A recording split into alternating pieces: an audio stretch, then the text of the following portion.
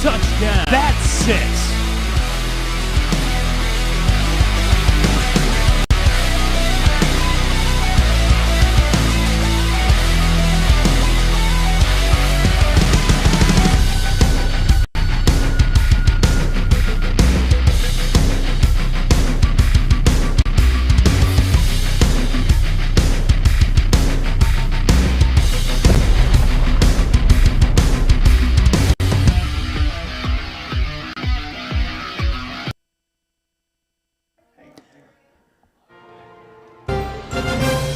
The Colleyville Heritage Panthers visit Mansfield Summit tonight in a district matchup. Colleyville 4-3, Mansfield Summit 5-2. The Colleyville Heritage Panthers with a 42-41 victory over Arlington Seguin last week. Panther fans down 20 points early in that game against Seguin. No problem for the Panthers. Speaking with head football coach Jerry Edwards earlier this week, he said Panther fight never dies, and they were able to overcome a 20-point deficit and win by a point in overtime by stopping a 2-point conversion. So Colleyville visiting Mansfield Summit tonight. Again, Colleyville 4-3, more importantly 3-2 within district play, while Mansfield Summit is 5-2. They're 4-1 in district play. And for Mansfield Summit, a team that they went up against Argyle last week, and they had won 5 consecutive games. They're in a back-and-forth affair against Argyle.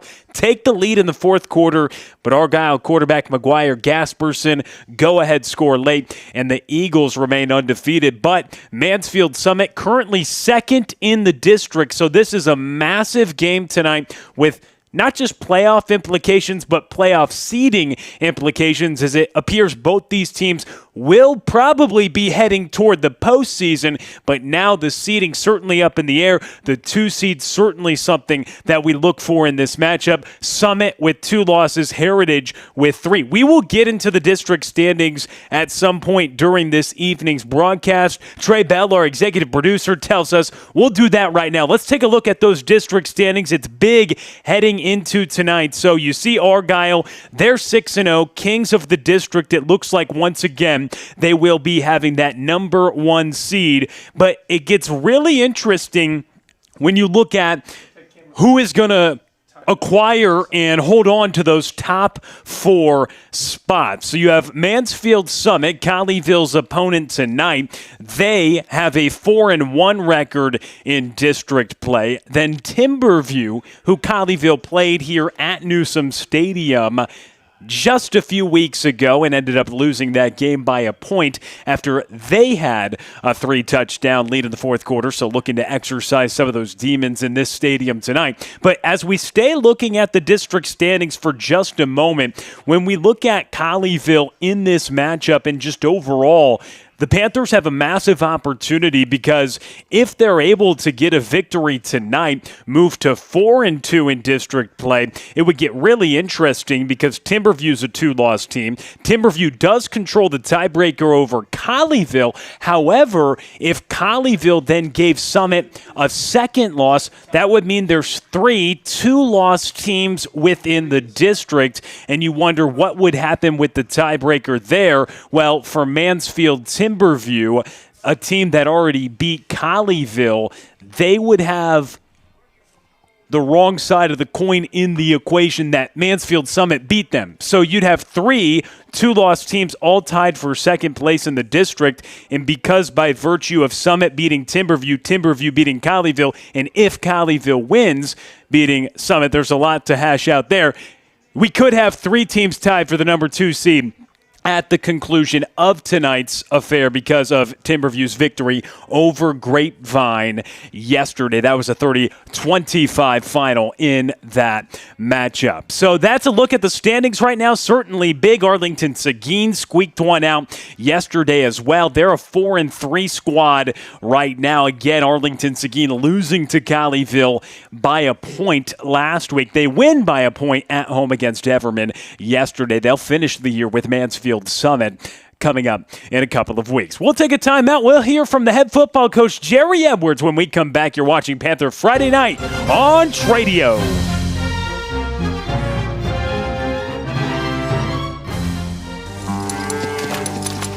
American Power. Texas Drive. Classic Chevrolet. #1 in the world. Limited time. A special selection of new Chevys. More than anyone. All priced below market value. Plus, pre-owned values are up again. We're paying top dollar for trades. You could upgrade to a lower payment. Get started now at ClassicChevrolet.com. Do you have a dream of having a pool and a backyard oasis? Well, it's time to talk to the professionals at J. Caldwell Custom Pools. From new construction to remodeling to service and maintenance, J. Caldwell Custom Pools is your custom pool builder and outdoor living design expert, serving you with 2 locations, Hudson Oaks and Fort Worth. Because life is too short for ordinary backyards. Dive in and find out more at jcaldwellcustompools.com.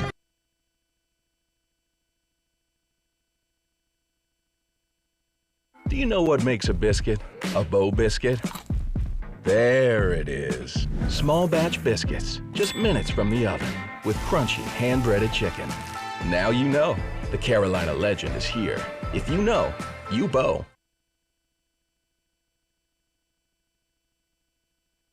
Back here on Panther Friday Night on Tradio, we're alongside head football coach Jerry Edwards. Coach, your team comes back from down 20 points last week, a thrilling 1-point overtime victory, overcoming that big deficit.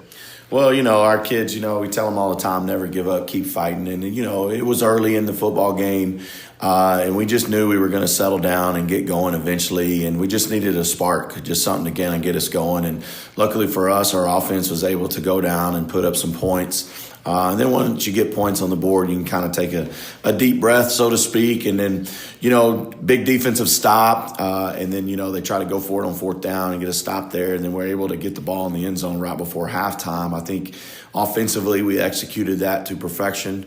Getting a touchdown late right there as time is running out. If you go back a couple weeks ago, we had that same opportunity and didn't get the job done. Time ran out on us because of false start.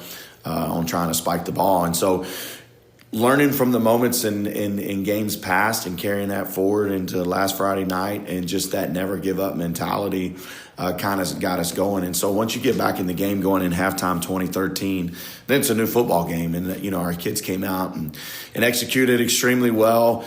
We go down again and, when the game's on the line, the offense tied it up. Defense gets a stop to give the offense the ball back to send it into overtime. And then offense puts more points on the board. And, defense kind of, been struggling all night, but came up with the big play when they needed to. And so really proud of our kids' effort and just the battle back because, Seguin is playing for their playoff life. And so we kind of talked about that to the kids during the week is you got to be ready to go, especially when teams have a lot at stake. And so did we. But I think, at MP, we play our best and Panther Fight never dies. Well, you're not going to be at MP this evening, and similar to last week, there are stakes in this matchup tonight against Summit. They had a great start to district play, lose their 5-game win streak last week in a back-and-forth affair against Argyle, where they took the lead in that last quarter. So stakes in this game tonight, what are your feelings, initial thoughts of just the matchup and what you think you'll see tonight? Well, historically, when Colleyville and Summit play each other, it's a knockdown drag out. There's some history there. When Colleyville used to be, before I was here, I've heard the stories of the games against them. And then you go back to last year, they jump on us 14-0 and we find a way to come back and win that game.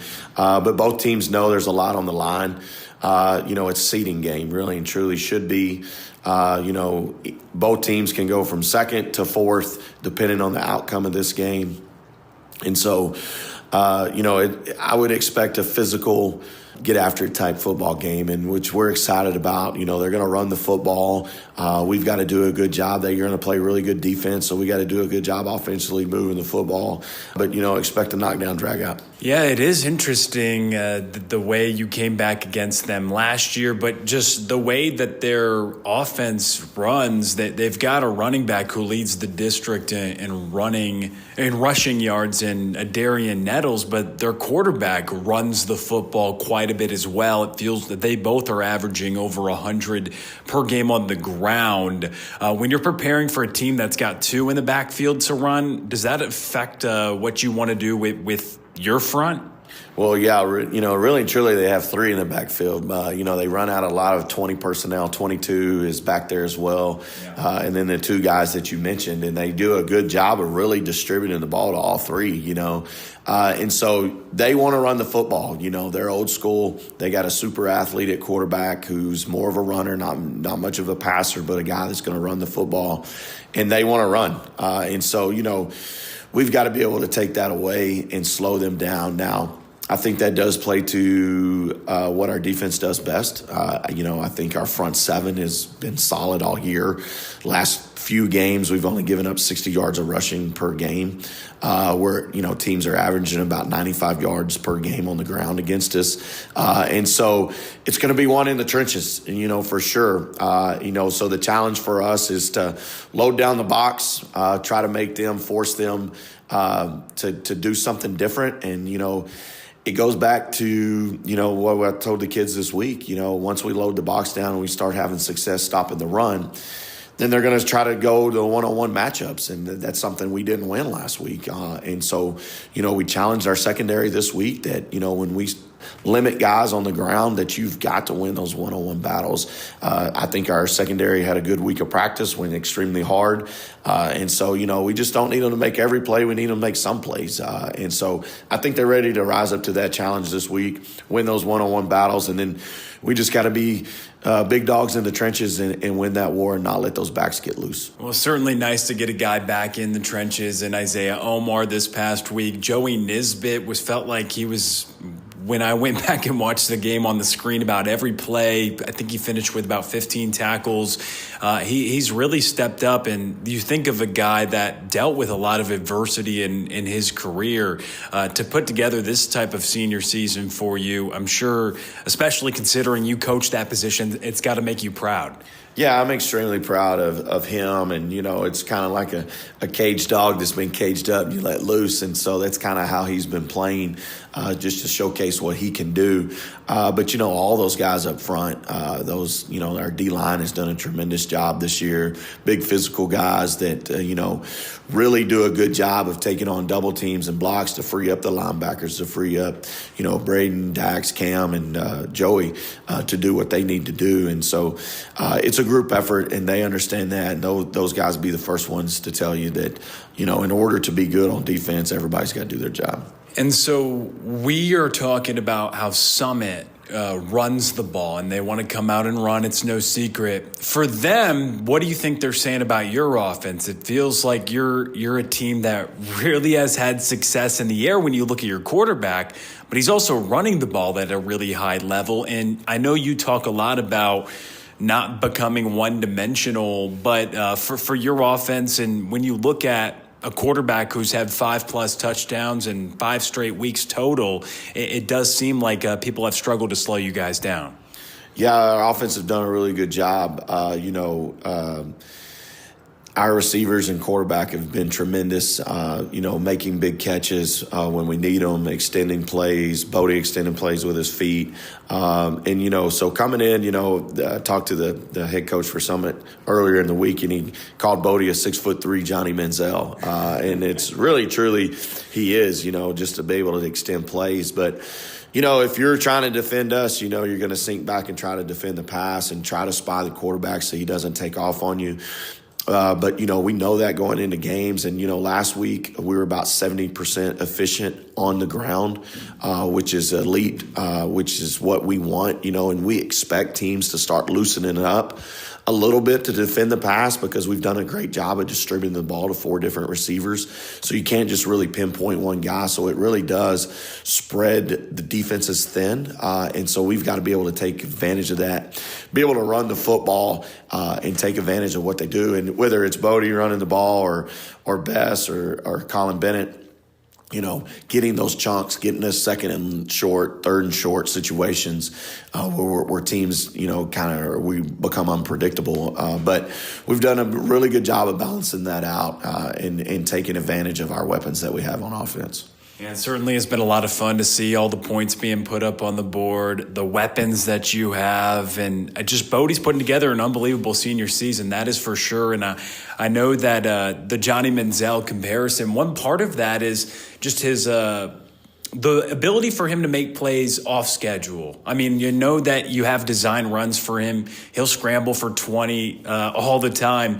But when he gets flushed out of the pocket and keeps his eyes downfield, in particular that game-tying touchdown at the end of the fourth quarter last week, he has made plays like that all year long, and it feels like that's one of his biggest areas of growth from his junior season. Would you agree with that? Yeah, I 100% agree. I think he has more situational awareness of what we need and what we have to do. You're talking about the 4th down play, which is a remarkable play, but, he knows it's 4th and 10 and he's got to keep the play alive. Yeah. And, some quarterbacks would take off running and come up 2 or 3 yards short, and he might have done that his junior year, but this year he knows what's at stake.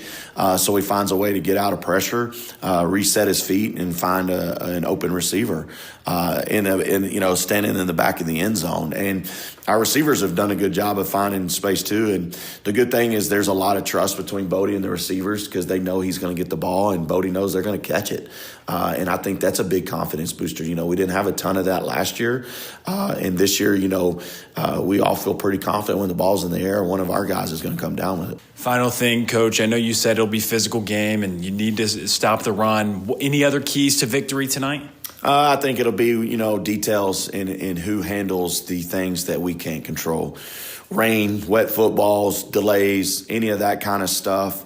It's a long road trip. So those are things that we've talked about all week long is, disciplined, good football teams can handle things beyond our control. And so we just got to stay laser focused if we go on a long delay or if it starts raining. We've just got to be hyper-focused in what we do and take care of us. That's a good point, Coach, because 5 o'clock kickoff, does that affect your routine at all for you guys or what you need to do to prepare for kickoff? No, the good thing for us is, we got that information early in the week, and so we talked to our kids about it, and that's just kind of remaining that hyper-focus, not letting certain things that we can't control affect how we play. And so, our pregame, everything will be normal. Barring any rain. And then, we'll kick it off and do what we do. All right. Thanks, Coach. I appreciate it. Go Panthers. That's head football coach Jerry Edwards joining us on the pregame show. As always, every week, thanks to Coach Edwards taking the time to sit down with us here on the pregame show. We will take a look at the keys to the game coming up here on Panther Friday night on Tradio. We've got the keys to the game. I'm Will Connerly. Tramel Jeffers coming from his day job. He'll be here at some point this evening as well with the kick moved up to 5 o'clock. And the keys to the game, one of them, exercise Newsome Stadium Demons. This is a Colleyville Heritage team that had a big lead in the fourth quarter in this stadium against Mansfield Timberview. Just a few weeks back, they end up losing that game. Second key to the game, slow down the running attack. 2 runners over 100 yards for Mansfield Summit and continue that offensive production and offense averaging about 40 points a game. They want to continue that tonight as you see the Colleyville Heritage Panthers running on out. And they're excited for Friday night football action here as a 5 o'clock scheduled kickoff tonight. We're just a few moments away from this matchup getting underway. And as we detailed before, big stakes in this one. 2 teams that will be heading to the playoffs, but the seeding on the line as it's Mansfield Summit currently second in the district. They're 5-2 overall, 4-1 in district play, while Colleyville is 3-2. But they could force a three-way tie for second place in the district with a win tonight. Again, the Panthers 42-41 over Arlington Seguin last week in overtime after being down by 20. Bodie Weaver did Bodie Weaver things. He had 5 touchdowns, passing, another rushing. 6 total for him. Third time he's done that this season. So the Panthers currently sitting in 4th place in the district. A win moves them to 4-2. And with the win, they'd be in a position, if they win out, to guarantee at least the 3 seed with a chance for the number 2 seed if Timberview does lose a game, or again, they can force that 3-way tie and win the tiebreaker. The second one after the head-to-head is point differential. They finish with Grapevine, and the Colony Timberview does, and they got that victory, as we mentioned yesterday, against Grapevine, 35-20. They just have 1 game left in the regular season. While the Jaguars of Mansfield Summit, a 5-game win streak snapped last week. Eagles of Argyle now with sole possession of first place, another number 1 seed of the district in action for them. A Summit team that turned it over a couple of times in the 4th quarter. Their head football coach, Shannon Hall, certainly has this team in a strong position right now. We'll get more to that as we step aside for the anthem. Everyone please remain standing as we perform the national anthem. It's performed by the Summit Jaguar High School Band.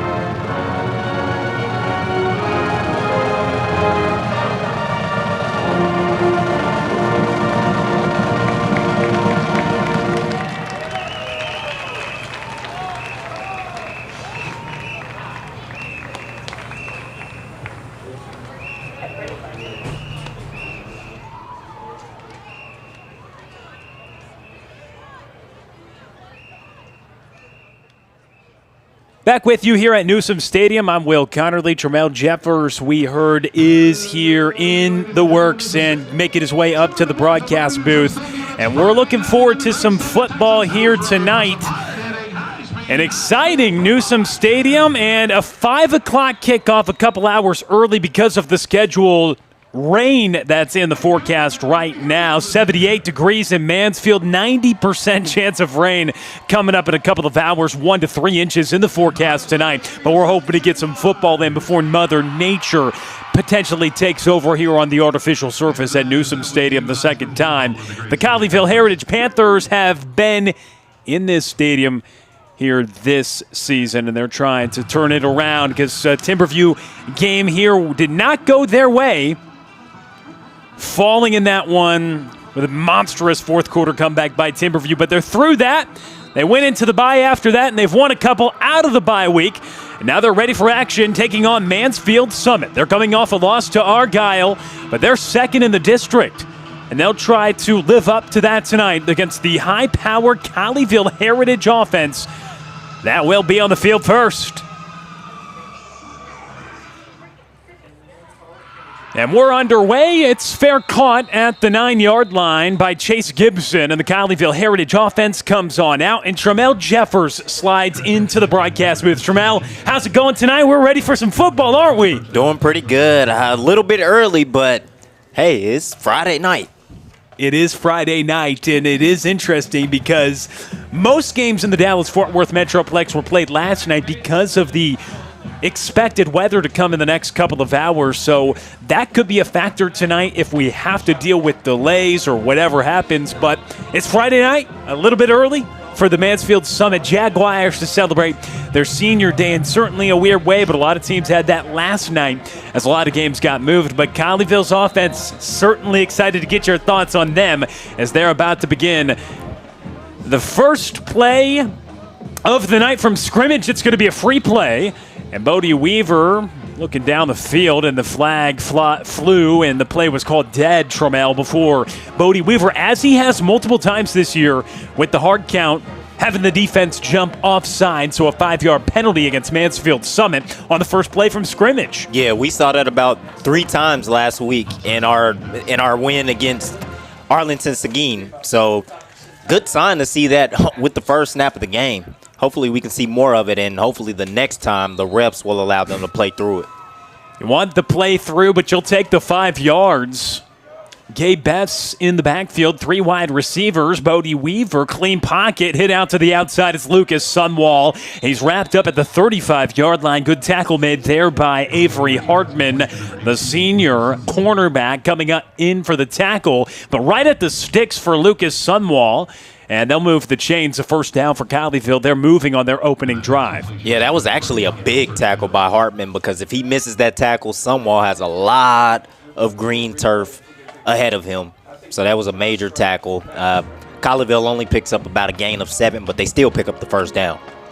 Weaver in the gun, 2 receivers to the left, and handoff up the middle there to Gabe Bass. He gains maybe a half-yard. Big tackle made by somebody we'll talk a lot about tonight, Cameron Hall, the junior defensive end, one of the best in his class, offers from Michigan and Ohio State in the recent weeks, and the big edge is certainly going to make a big impact tonight. He did right there on the tackle. He does have 15 tackles for loss this season. That one a game, but just of a yard. Number 6 in black. We'll watch out for him tonight. Oh, yeah, you're definitely going to see him on Saturdays and possibly on Sundays. He is a game wrecker. They're going to have to watch out for him and contain him, keep him from being disruptive in this one. Certainly can get into the backfield as well. 7 sacks on the year. Quick out to Gabe Bess, a loss of 4 on the play. He did make the catch back to the 31-yard line.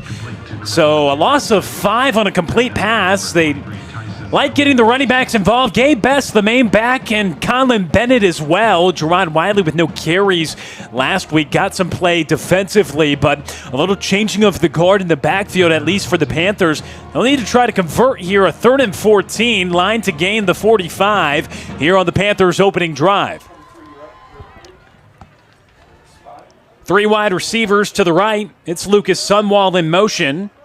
Weaver, 4 on the rush. He gets flushed out. Right tackle losing his helmet. Hall in pursuit. Bodie Weaver still has it. Picks it up and runs down the sideline. He gets pushed out shy of the sticks. Got about to the 37-yard line. We'll see where they mark him out. Either way, he's going to be short about 5-7 yards, and the punt team will come out with Landon Dressel. Bodie Weaver, he's extended plays all year long, but good coverage down the field with Summit just rushing 4. Yeah, they only rushed 4, and they still got into the backfield. And then great coverage, like you mentioned, by the secondary. There was nobody that was open. Bodie Weaver has to escape the pocket. He's trying to find something. He only picks up about a gain of 5, and it just wasn't enough for Colleyville. But we've seen him make some big runs all season long, so you normally hold your breath when he makes those type of plays. Punt is off from Landon Dressel. No return there by DJ Young as it rolls down, and it's down just inside the 30-yard line. So opening possession for Colleyville. They get a first down. They're aided by the penalty. It was an offsides penalty that allowed Colleyville to then get a completion to Lucas Sunwall that ultimately gave Colleyville the first down, but then a 3rd and 14, a tough 5-yard loss on a completion to Gabe Bess. And then pressure coming. Bodie Weaver trying to scramble, but nothing doing on a 3rd and 14. They can't convert. They have to punt. And now the Jaguars with their first possession. 3 in the backfield. That's what they like to do. They've got 3 who can really run it out of that backfield. And it's a handoff right away. And breaking multiple tackles, running up the sideline across the 40-yard line. Darian Nettles, over 100 yards per game on the ground. And he has the most rushing yards in the district and a first down carry on his first touch of the game. Yeah, Colleyville has seen some really good running backs in this district, but they haven't seen anybody like Nettles yet. And we've kind of struggled against the run, so they're going to be in for a long night. So they're going to have to really contain. They're going to have to set that edge, and they're going to have to come with some occasional blitzes up the middle as well just to disrupt those big runs. It is interesting. We'll get into that defensively. 1st and 10 from the 40-yard line. Back to pass here, and they look down the sideline looking for a deep shot. It's incomplete, trying to find DJ Young. Out there in the coverage for Colleyville, Ryan Lloyd. They've been rotating different guys in there in the secondary, trying to see what can work for the Colleyville Heritage Panthers. Because, Trammell, you mentioned struggling with the run. I'd argue that the pass has been maybe tougher to defend for the Panthers this year with the secondary as well. It is interesting because they have had games where they've got gashed, but it's been by the quarterback if they've been gashed. I feel like they have stopped backs at a decent level so far this year. But Darian Nettles, like you mentioned, that'll be a tall drink of water in Colleyville. Big play coming up. Put on the carpet by Nettles. Joey Nisbet picks it up. And right on cue, Trammell Jeffers, they're stopping the run. All right there. They made a big play. We said it. They're going to have to find some type of ways to hit that A gap and hit that B gap to disrupt those runs. And that time they force a fumble. Good start to this Panthers defense. And they are up 1-0 in the turnover battle. Number 16, Dylan Hammond forced it out, and Joey Nisbet comes up with it. Joey Nisbet had an absolute game last week, about 15 tackles, and Colleyville has it in plus territory. Darian Nettles, the district's best running back, puts it on the carpet on his second carry of the game. Bodie Weaver now with Colleyville starting their second drive all the way up to the 35-yard line. We'll get back into that Colleyville defensive discussion in a moment, but they have an opportunity now to take advantage of the turnover. Oh, yeah. You got to make teams like Summit pay. You have to. This is a really good ball club. They're sitting in second in the district. Got to take advantage of this moment. Weaver looking down the field. Trevi Preischer's there. He has it at the 15, running into the end zone. Touchdown, Panthers, 35 yards. Bodie Weaver, Trevi Preischer, Panthers up 6-0. Like I said, you got to take advantage of the moment. They coughed up the ball. They gave you an opportunity. Take advantage of it and put 6 on the board, and that is exactly what Colleyville does. Their offense is rolling. The beautiful ball there to Trevi Preischer, caught it in stride with behind the linebacker in front of the secondary. Preischer did the rest in a nice play. And that's one area of Bodie Weaver's game. We know he has the deep ball. We know he has the legs. Those short intermediate passes past the linebackers in front of the secondary. He's dicing up teams now this season doing that. And Bodie Weaver's touchdown, the PAT is good. Colleyville up 7-0. Trammell, we do this every week, but let's get a numbers check on Bodie Weaver so far this season. But first, Trammell, we're going to need you to break down this one. Look at this play right here. Bodie Weaver, he calls the snap. He's surveying in the pocket. He's letting that route develop, and he hits Trevi Preischer right down the middle, in between the linebacker and the safety. And Trevi Preischer just does the rest, and he takes it to the house, getting those yards after the catch. It's only his 26th passing touchdown of the season. Bodie Weaver, 26 touchdowns, just 4 interceptions. Colleyville takes advantage of the Darian Nettles fumble. He had a 10-yard gain on his first carry, but in comes Dylan Hammond on the defensive line to pop it out. Joey Nisbet right there. And Weaver starts the drive in plus territory. A nice little run to start it and get it going. And then Trevi Preischer down the middle. Bodie Weaver's 26th touchdown pass. It's the 5th touchdown reception for Trevi Preischer. And there is not one receiver on this team that you can single out. A few weeks ago, it was Connor Supacasey. who had a massive week last week, and Lucas Sunwall, who was our pregame highlights, but they really have 4 targets out there. Trevi Preicha, Landon Dressel, and it is a hard team to defend at the pass when Bodie Weaver is able to be that accurate over the middle like he was right there. Short kickoff, Colleyville leading 7-0. It's caught at the 24-yard line, and the return for the Jaguars is a good one, running across the 35, down at the 37, and Mansfield Summit in solid field position after the return. Cameron Franklin, the junior, brings it there. So the Jaguars offense back out there, but down 7-0 after they turned it over, and it led to Colleyville Heritage points. Bodie Weaver, 33 total touchdowns now on the season for him. That's it, just 33? Only 33. He does have 5+ TDs. Rushing and passing total TDs in 5 straight games. 5 or more TDs in 5 straight games. And 33 touchdowns now in his 8th game of the season. It took him just his 2nd drive. But you've got 3 in the backfield once again. It is a handoff to Nettles right there. Stopped up at the 1-yard line. Good run defense there by Colleyville. And Trammell, I would argue that Colleyville's strength of their defense really has been containing some of those backs, but it is going to be interesting against the team tonight because the book is out on Summit. They want to run, especially when you have your quarterback and your running back, Ian Gebhardt, the quarterback, Adarian Nettles, the running back. They both average over 100 yards per game on the ground. So they're a ground and pound team, 22 personnel. You see multiple rushers in the backfield, and there it's going to be a quick hit on the screen, and Colleyville reads it well. Joey Nisbet on the tackle. It's complete there to Travis Phillips on the reception. And he's got that momentum continuing from last week as he's got 3 big tackles in this game already. He's flying all over the place. Nisbet is doing extremely well this season. I mean, he had dealt with so much adversity with injuries over the last couple of years, but 12 tackles a game isn't too shabby for the middle linebacker. And he had 15 tackles last week for Joey Nisbet. 3rd down, big one, 3rd and 5 from the 44.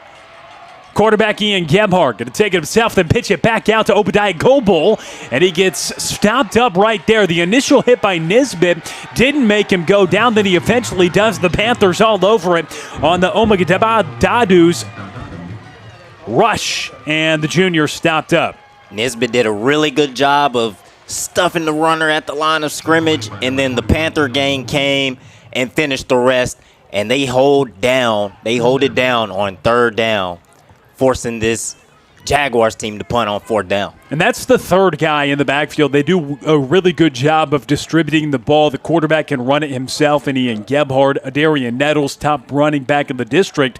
But then that second running back that's also back there, they feature him getting to the outside. He's very active. You saw him there, the junior, as that punt was almost blocked. That was his massive story last week with Demarius Logan blocking a punt, but Dylan Hammond almost got there, and it goes out. Will Hummer, no return. But the other guy in the backfield for Summit, Omog Bolahan Dadu, the junior running back, he's another guy that you have to wonder and worry about, somebody that's getting about 65 yards a game. Then the other 2 are getting 100 plus, so you look 260-ish yards from those 3 guys, and there are the 3 lined up at the backfield. But early on, Colleyville's defense has certainly stopped it on the first 2 drives for Mansfield Summit, and now they'll have an opportunity to go up 2 scores if they can drive the length of the field. A 1st and 10 from their own 13. Colin Bennett, the running back. Bodie Weaver being pressured, has to get rid of it, and he does, just throwing a wobbler out to the sideline. Trevi Preicha was in the area. That time, Bodie Weaver was looking for his first read. He was looking for Lucas Sunwall on that right side. He was trying to hit him on a go route. He didn't like what he saw. He ends up pulling it back, and then the pressure's in his face at that time. He just has to get rid of it. So 2nd and 10 for Colleyville. Their own 13-yard line. 2 receivers out to the left. Colin Bennett, the running back, he has it on his first tote of the rock tonight, up to the 14-yard line. A pickup of 1 yard, so a 3rd down awaiting Colleyville.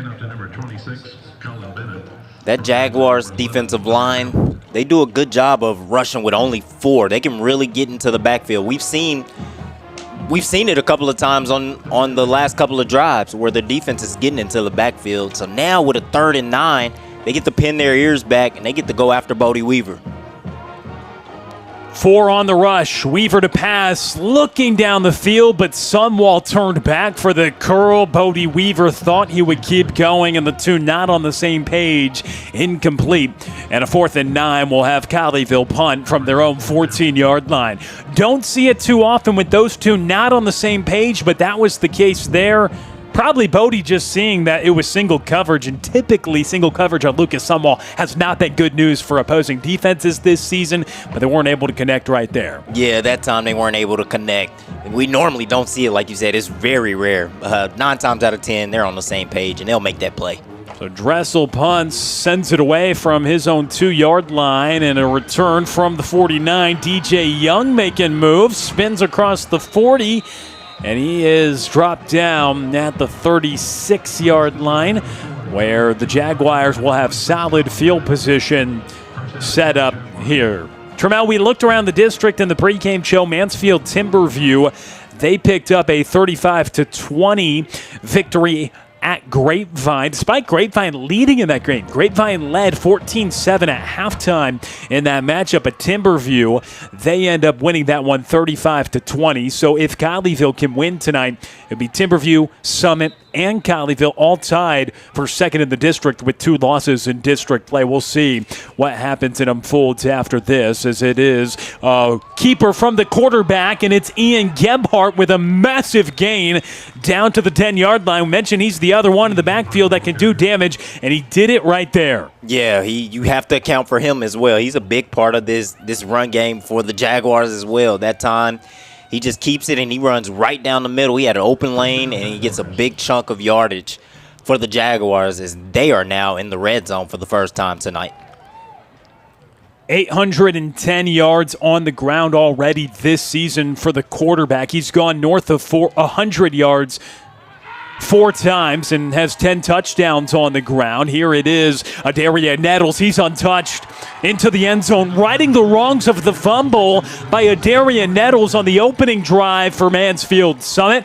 But they respond with a touchdown run. Adaria Nettles into the end zone. A dozen rushing touchdowns for the running back from the Jaguars, Adaria Nettles, who leads the district with over 1,000 rushing yards this season, and he punches it in the end zone. The PAT pending as the Jaguars looking to tie this ball game.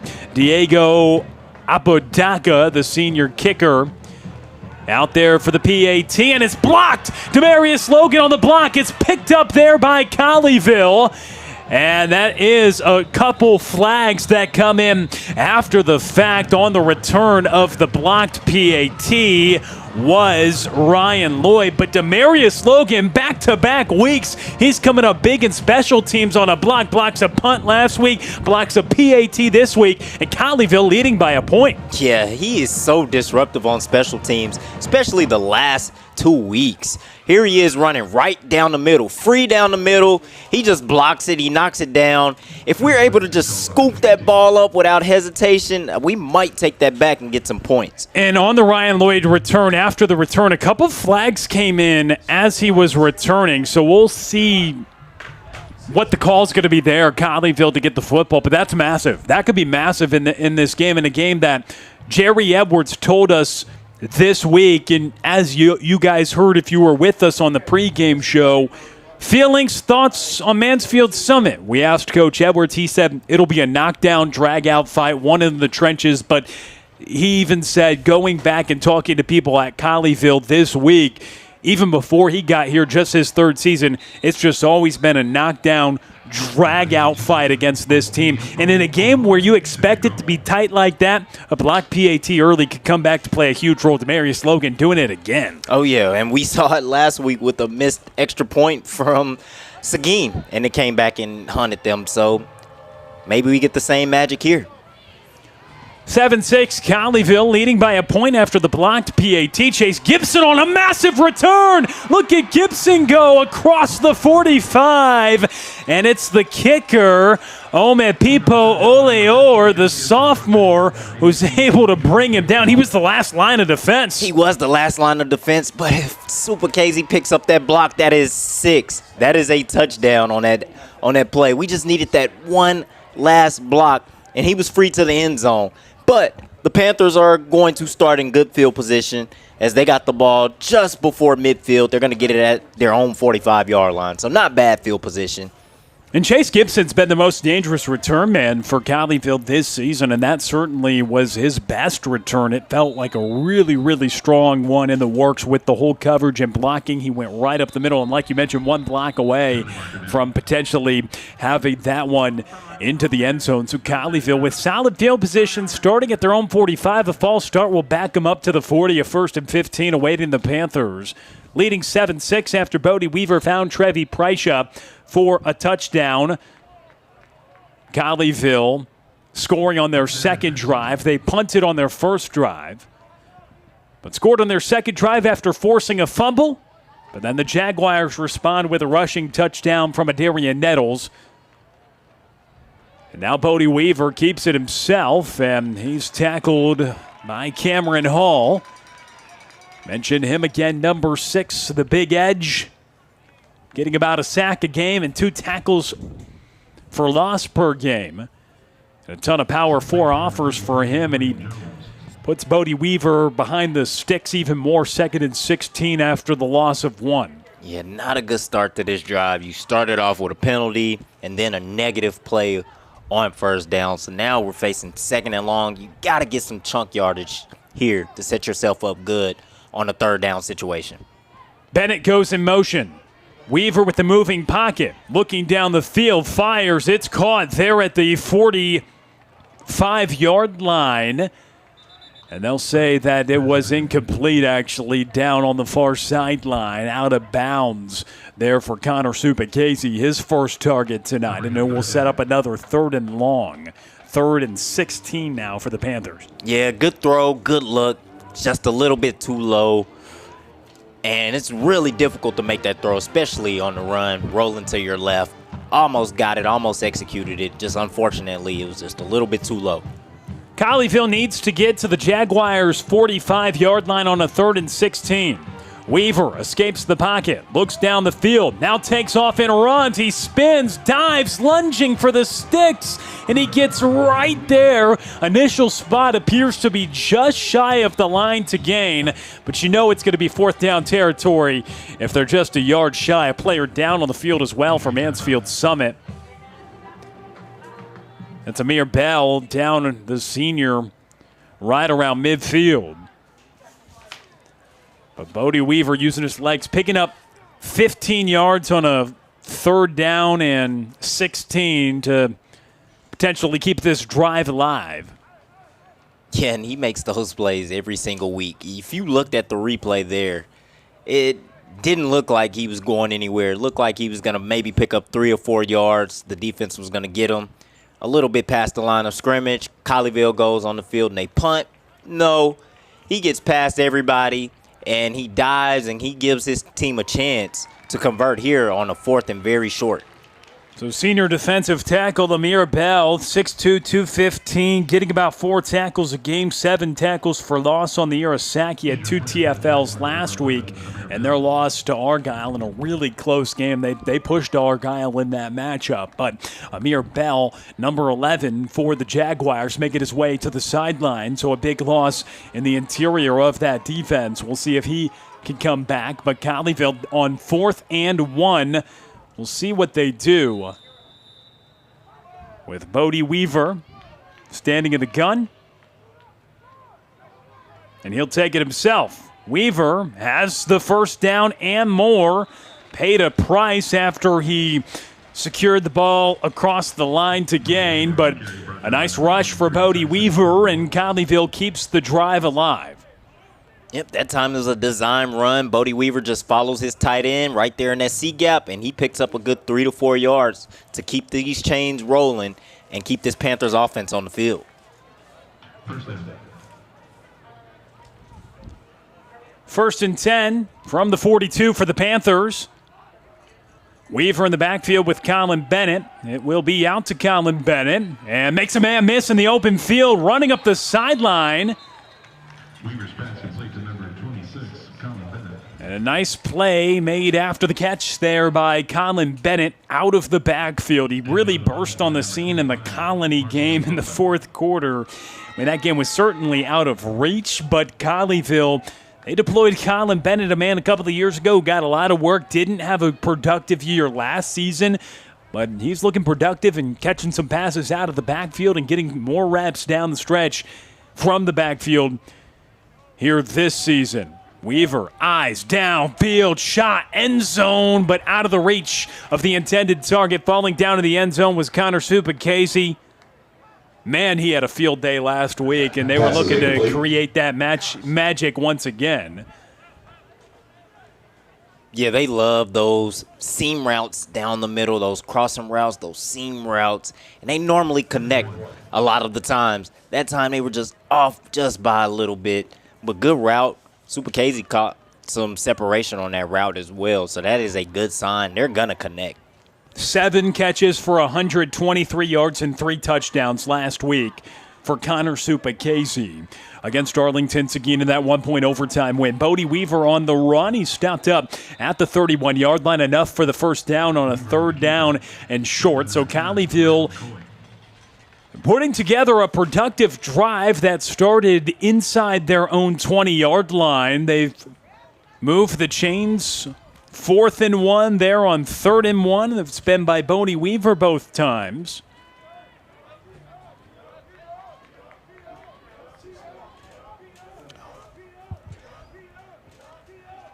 And now Weaver looks for Lucas Sunwall. And he's out at the 1-yard line. What a catch by Lucas Sunwall. Pass is complete to number 18, Lucas Sunwall.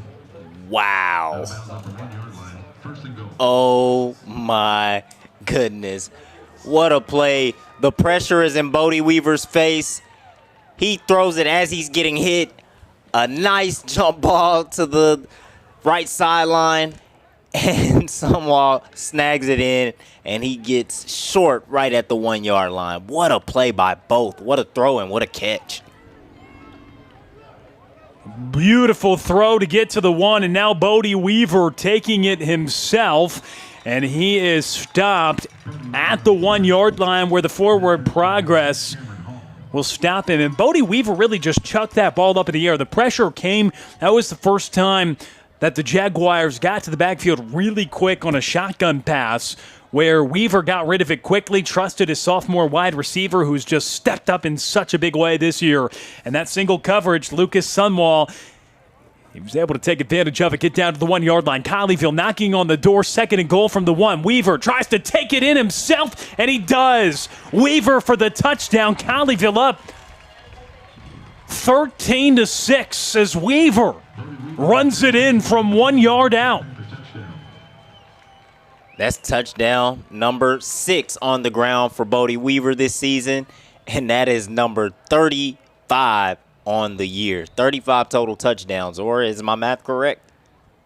I believe it's number 8 on the ground this year for Mr. Bodie Weaver. I'm shortchanging year. He gets so many. It's hard to keep track.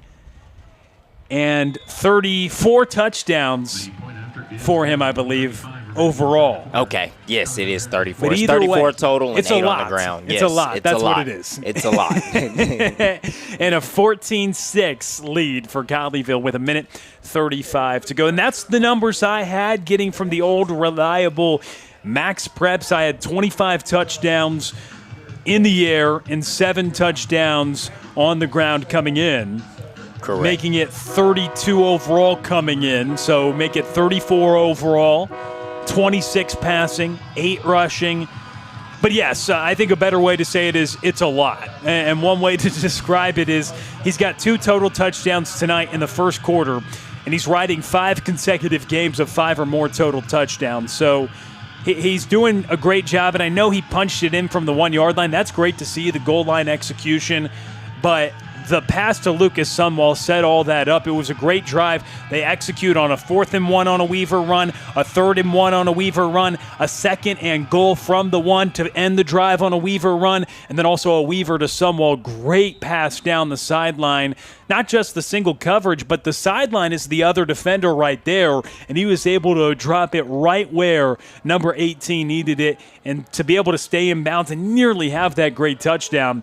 But Colleyville able to score it either way. So kickoff is off. It's a 14-6 lead for Colleyville. Good kick coverage there, and right around the 25 where the Jaguars will be set up here at Newsome Stadium.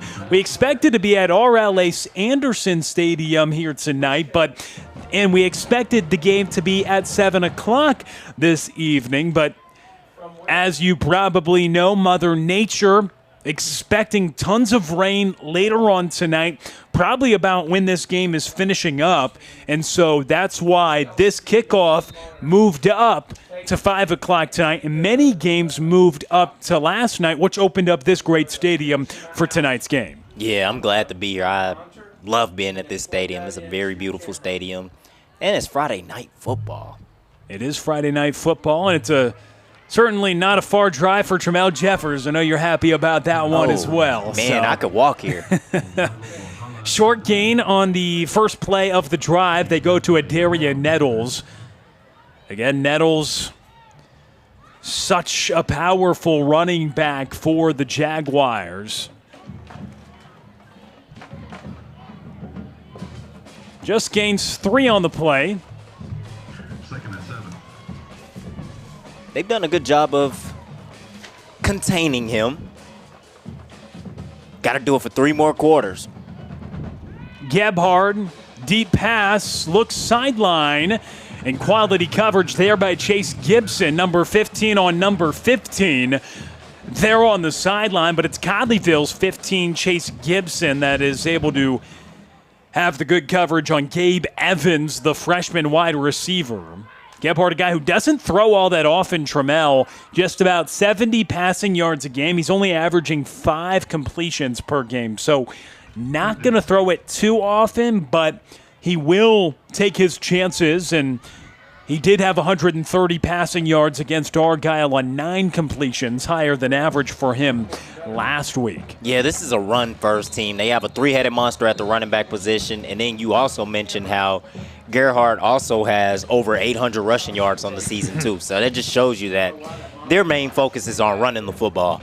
It really is, and Summit is going to take a timeout here to set up this 3rd and 7. So they got a 3-yard gain to Adaria Nettles and then took a shot down the field. They've taken a couple of shots tonight, unable to connect, and that is a lot of the time what teams that like to run first will do. They'll almost put you to sleep with all these runs, and they do a really good job with their scheme. The quarterback getting involved, the option runs, the pitches, all those guys in the backfield, Dadu, Nettles, the 2 running backs, and then Gebhard, the quarterback as well, all of them getting involved. But they do that, the box gets a little more crowded, and they take their occasional shots. And credit to Colleyville with the secondary being suspect at times this year. They've held up on a couple of those deep shots down the field so far, and you'd expect them to continue to try to do that occasionally. But like you said, their bread and butter is certainly going to be pounding the rock on the ground. Yeah, but depending on how well this defense holds up and how well the Panthers offense does, maybe they get them into obvious passing situations. Gebhard, back to pass here. Looks down the field. Great catch right around midfield made there by Adarian Nettles. Mentioned he can run the ball with authority. Also a factor in the passing game. Had 1 catch for 11 yards last week after 105 yards on the ground against a really strong Argyle defense and a couple of touchdowns. But when a guy gets about 10 yards a carry, you try to find a way to get him the ball, and they got him the ball over the middle there. And nice hands for the running back. Oh, yeah, that was a grown man catch. He showed you why he's a P4 player. Gebhard puts it in the chest of Dadu. He runs in between the tackles up the middle, and Dadu racing into the end zone. A 44-yard rushing touchdown for Ogmo Bolahan Dadu, his 7th of the season. And now Summit likely going to try a 2-point conversion to try to tie the game. We'll see what they try to do here. But 44 yards to the house for Dadu. Yeah, you just can't let that happen. He goes untouched. I mean, it's one thing to miss tackles, but it's another thing to leave the running back untouched. He didn't get touched at all. He went right through the B gap, and he took it all the way to the house for 44 yards. You can't let that happen. You got to get hands on him. You got to get bodies on them. You got to get them down to the ground. We talked about how dynamic this Russian offense is. You got to account for it. You got to really try and contain it. And that time, that was inexcusable. Dadu, another guy. I mean, we mentioned 9 yards of carry for Nettles. Dadu's getting about 8 yards of carry. Those two running backs are a lot to deal with. Flag on the PAT that was converted.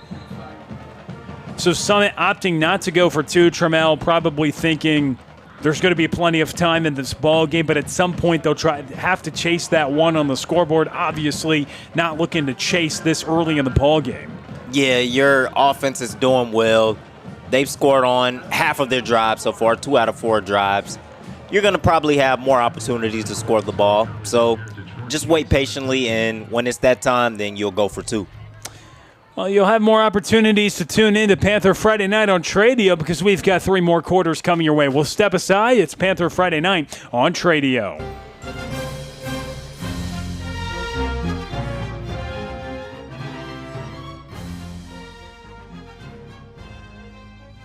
Compass Church is for you. Join us each week to experience great music, a message that applies to your everyday life, as well as programming for your kids and students to engage on their level. Learn more at compass.church.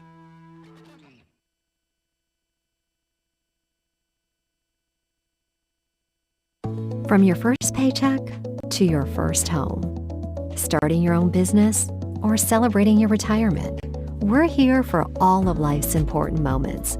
At Simmons Bank, our modern banking solutions make managing your finances effortless and efficient, so you can focus on what matters most. Simmons Bank, proud supporter of the moments that matter. SimmonsBank.com, member FDIC, equal housing lender, all accounts subject to approval.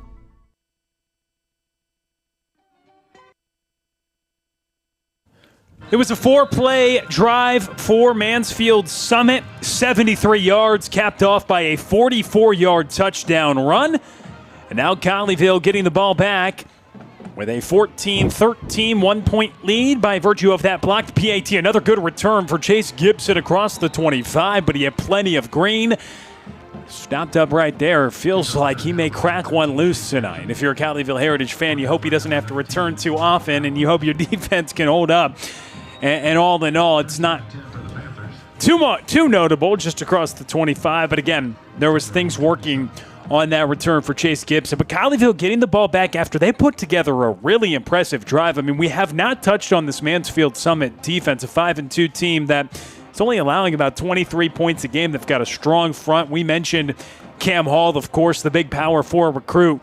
But a 10-play drive, they go 55 yards down the field after they got a good Gibson return, and they score. And they'll try to follow that up because Summit responded with a score, and they have a 1-point lead now, 1st and 10 from their own 27. Bodie Weaver flushed out to the right. Eyes still down the field, and he will take a shot to Connor Supakese, but it's well out of bounds. Yeah, that time really, really good coverage by the Jaguars. Everybody held their assignment. Everybody had good leverage, good technique, and they stayed with their man. Everybody was glued to their assignment, and there was just nowhere for Bodie Weaver to go on that throw. Opening play of the second quarter resulting in an incomplete pass by Bodie Weaver, 2nd and 10. From the 27, he's Trammell Jeffers. I'm Will Connerly. Trey Bell alongside us tonight here from Newsome Stadium in Mansfield, Texas for this Panther Friday night broadcast on Tradio.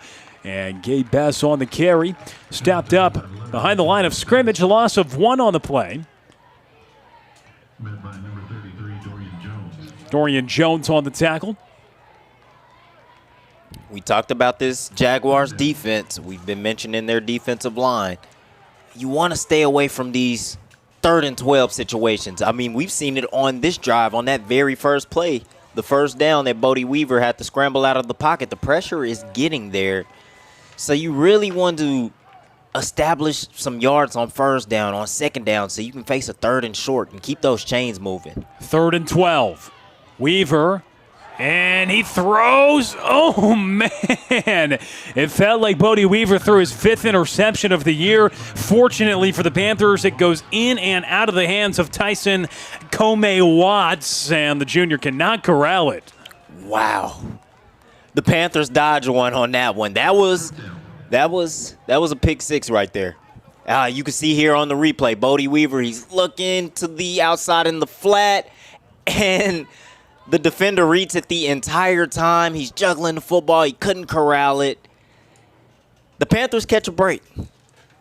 Now they'll have a chance to flip the field after Tyson Como-Watts, the junior defensive back, nearly had not just an interception, but as you mentioned, that would have been a touchdown as well. Nobody in front of him. And so the Panthers dodge a bullet. They're able to punt it away. And the Jaguars will start around their own 35-yard line. So now Summit with a chance to take the lead. Colleyville struck first in this ball game with a touchdown pass to Trevi Preicha. This second quarter brought to you by Compass Church. We thank all our great sponsors here on Panther Friday Night on Tradio. Doing such a great job to bring you this presentation. Another presentation this evening alongside Tramel Jeffers in Colleyville. After going ahead in the opening quarter, now trailing or up 14-13, but the Summit with an opportunity to take the lead now, and they go for a run up the middle, nothing doing. Colleyville, they got broken down on that Dadu 44-yard rushing touchdown. That's like all it takes for them.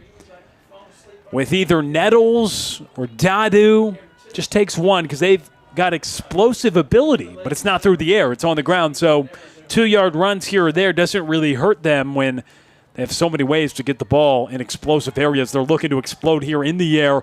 Down the field shot. It's too long for DJ Young. Or Darian Nettles, excuse me. That's what the Panthers are going to have to do tonight. I think the game plan now is force Gerhardt to beat you with his arm. You're going to have to force him to beat you with his arm. Yes, he's capable of making throws, but he doesn't do it too often. Like you said, they want to establish that run. They rush for over 300-something yards per game, so that is their goal. That is their bread and butter. So you should game plan for that and focus in on that. Force Gerhardt to beat you with his arm. Well, it's interesting because that was Gebhardt on the intended target, and there's a new quarterback into the ball game who's airing this one out here, and it's incomplete, but a pass interference called against Colleyville's coming. Isaiah Haynes all over the intended target down the field. And that was DJ Young, but that also was Demarius Byrd, the senior quarterback who came into the game for that pass. And now Ian Gebhardt coming back in. So Byrd is out there on occasion for this Mansfield Summit team, changing quarterbacks in and out. And that's Byrd on the deep pass down the field, as you see there. But they utilize multiple quarterbacks. Demarius Byrd, he's 11 of 22 this season for 280 yards passing. About 50% completion. 2 touchdowns, interception. Went 0 for 2 passing last week. So he comes in and throws the ball down the field on occasion, the senior quarterback. It's really hard to come in and just chunk the ball for the first time without being in a rhythm. And that's Byrd once again with a handoff there to a Darian Nettles. So that's one thing to watch out. Ian Gebhardt's an athlete for this team. He can catch passes. He can run. He's been a guy who's been on the outside, inside throughout his career. He's taken over the quarterback reins, but as we mentioned, he's running about 100 yards on the ground per game, and now he's coming in and out. So he's number 2. Gebhardt, the quarterback, lined up over on the far side right next to DJ Young, and it's still Demarius Byrd as the quarterback in the backfield. This is part of that creativity for Summit, and they get it to Gebhard. Started the game at quarterback, as we mentioned, and it works out as a nice play. So when you're calling games with Mansfield Summit, you've got to check where everybody is because they move a lot of guys around, multiple quarterbacks, multiple running backs, and you see right there the man who started the day at quarterback with a reception on the perimeter for a first down. Yeah, I mean, we've seen the quarterback lining up at the receiver position. We've seen Nettles get into the slot and catch a nice ball. But yeah, they have a lot of versatility and a lot of moving pieces and a lot of motion going on at the line of scrimmage. They are really creative, and this is why they're sitting in second place in the district. Really had a great game against Argyle, back and forth affair last week. Unable to top the reigning champs in the district, and here is another connection. They want to get it in the hands of Gebhardt, and he has it there up the sideline. Gebhardt this season coming into the game, he had 3 catches for 76 yards. He has 2 catches here on back-to-back plays. So wanting to get the quarterback involved a bit in the passing game. He did have 365 receiving yards last season, along with 140 rush yards. And then not to mention he has about 500 passing yards. So he does everything. Just listed as an athlete on the roster for him. He plays running back, quarterback, receiver. It's still Demarius Bird as the quarterback on this drive. Darian Nettles on the carry, and he stopped up at the line of scrimmage. So Colleyville stopping the chunk plays for a moment. But number 2, somebody to watch out for, Ian Gebhardt, being moved all around, back-to-back receptions. Again, he just had 2 catches coming in. Yep, the game plan was to get him involved in the receiving game, turn him loose. This is playoff football now, so you got to pull your best tricks out the bag. A 2nd and 10 from the 18. Now it's Gebhardt who takes the direct snap, and he runs up the field and across the 15-yard line, flag down in the backfield. And that is interesting because when you game plan for Summit, you think first of Darian Nettles. So a holding penalty will back up Summit 10 yards. So you think about a Darian Nettles, and with the first team all-district running back from a year ago, and he's on his way to another selection this season. You also have Gebhard, the quarterback, and then Dadu, who had that 44-yard rushing touchdown. And those are the 3 primary guys who have been able to move the ball tonight. But then again, it's Demarius Bird as well, number 7, as the quarterback. And he's back as the signal caller again. Throws a shot down the field, and it's broken up in the secondary. Great play made. Another one for Colleyville's Ryan Lloyd. A couple of nice plays today for him in the secondary, and he bats that one out of the air as Bird looked to take the shot down the field. Ryan Lloyd has been really, really good in this game so far. He's putting some good film on tape tonight. Even though he just had a pass interference call, he's been in good position on every single throw his way. And again, that time he just makes a really athletic play. He bats the ball down and he saves a touchdown. And now the Panthers are facing a 3rd and 20 situation on defense. That holding call really hurt him. Now Bird dropping back to pass once again over the middle, and that's intercepted. Taken away by Isaiah Haynes, and Haynes running this one back. Look at Haynes go across the 50-yard line. Isaiah Haynes with a massive play for the Colleyville Heritage Panthers. Wow. Isaiah Haynes, what a play. He sneaks right over in the middle. He read it the entire way, and he picks it off. Look at this replay here. Here's Gebhardt here. He throws it, and there's Isaiah Haynes. He comes right across the middle. He snatches it away. The junior defensive back takes it all the way to the 40-yard line, and he puts this Panthers offense in good field position. And he swings that momentum back to Colleyville. Interesting drive right there. Mansfield Summit, they had Demarius Byrd in there a lot as quarterback. When he was in, dropping back to pass, that the occasion again. And Haynes, who steps up, a guy getting more opportunity.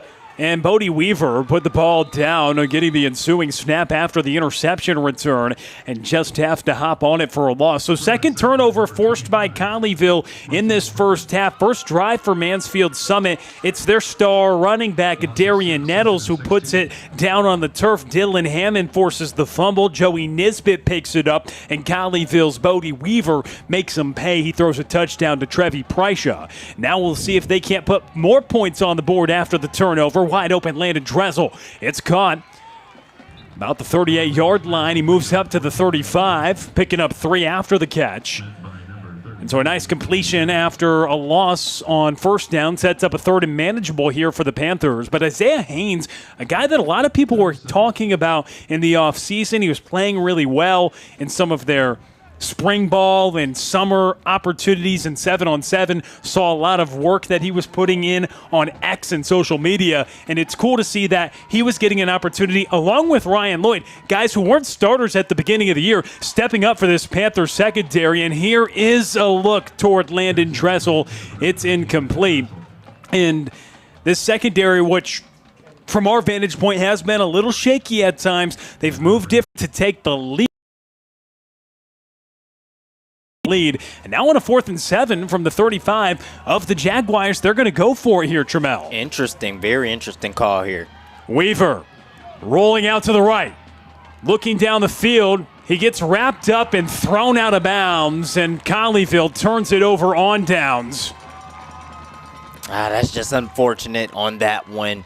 Bodie Weaver has to get rid of the ball. You can't really take a sack there. You can't really throw the ball away. It's 4th down. Just toss it up to your receiver. Give him a chance. It's 4th down. Got to make something happen. Got to try to make something happen. That time the pressure just gets there. And they did a really good job of disrupting him and making him fluster out of that pocket. So Colleyville unable to take advantage of the massive interception by Isaiah Haynes, who nearly took that one to the house. And so now Colleyville will have to play some defense. It's straight ahead, a run, a gain of a couple. So Isaiah Haynes, big interception and return. Colleyville starting in plus territory, unable to pick up a first down. That drive was tough just from the jump as they dropped the initial snap. And then on the 4th down, going for it in no man's land, they opt to go for it. 4th and 7 from about the 35, and now it's Summit who takes over. And now they do this interesting moving around of the pieces at the skill position. Yep, they're going to leave you thinking. They're going to have you wondering. They're not going to keep you honest. And here's a Darian Nettles. Dax Hebeson dives, trying to tackle him, and Nettles will be ushered out of bounds there by Eli Woolery. He picks up a couple on the carry. Definitely have us thinking. You see number 2, Ian Gebhard, the quarterback. He comes to the sideline to be picking up the play. As we get a look at the Darian Nettles run here with the 3 in the backfield. Yep, you see the 3 in the backfield. This time, Colleyville does a really good job of swarming at the ball. You see Dax Hebeson gets there in the backfield. He slows Nettles up, and then the rest of the Panthers are there, and it forces Nettles to go out of bounds and lose yardage. Jaguars with the football after forcing the turnover on downs, but on 3rd and 7, they just look for a run right up the middle and only gain a yard. So Colleyville defending 3 runs on this drive and only 4 yards picked up out of it. How about that interior of the defense? Yeah, they really showed out on that possession, and you see the momentum is starting to get to the defense. They forced the turnover on the drive before, and then now they did a really good job of getting a stop. And the kickoff on the punt drops down around the 21-yard line, where Colleyville will take over. We are in Mansfield, Texas, as you see on our beautiful scorebug, and it says R.L. Anderson Stadium. Not tonight. We were scheduled to be there, as we mentioned earlier, but we are at Newsome Stadium. Beautiful facility right by Tremel Jeffers' place, and so he's happy about that. We are happy to have him here for Panther Friday Night on Tradio, walking in right about game time. You know, you have duties that call. Yeah, I do. Like most, 5 o'clock, getting off work and enjoying some football for many of our viewers tonight as well. Free play, Bodie Weaver taking advantage of it. Connor Supakese, the intended target. And 2 defenders were there. Rotating another safety towards Connor Supakese multiple times tonight. Maybe they saw that big 3-touchdown, 100-plus yard game, but it doesn't feel like any team was able to focus on one of Colleyville's targets. Again, we mentioned it earlier because they have 4 that all can beat you. Yeah, for sure. And, I mean, honestly, that works more in the favor of the Panthers offense if you focus and have 2 guys on Connor Supakese, because that just opens up things for a wide receiver group that is very lethal and that has been very explosive this season. So after the offsides, 1st and 5 from the 33. Handoff to Colin Bennett. Bennett right up to the 42-yard line. That's enough for the first down. A pickup of 5 for Colin Bennett. The second quarter brought to you by Compass Church. With 4 minutes to go until the break, Colleyville leading 14-13. Seeing if they can't put together a methodical drive, best case scenario, and leave no time left on the clock. See if they could do that. A 1st and 10 from their own 38-yard line. Keep it on the ground with Bennett. And he picks up just a couple yards, a pickup of 2 on the play. Tackle made by Dorian Jones.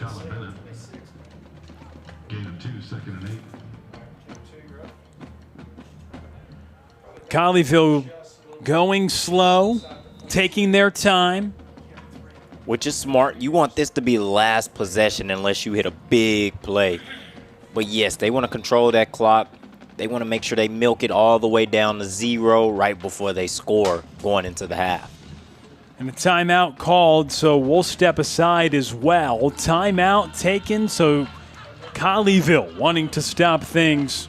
We'll keep it with you here on Panther Friday Night on Tradio. But Colleyville taking the timeout there, interestingly enough. So 2 timeouts for either side left in this first half. 3:34 to go until halftime.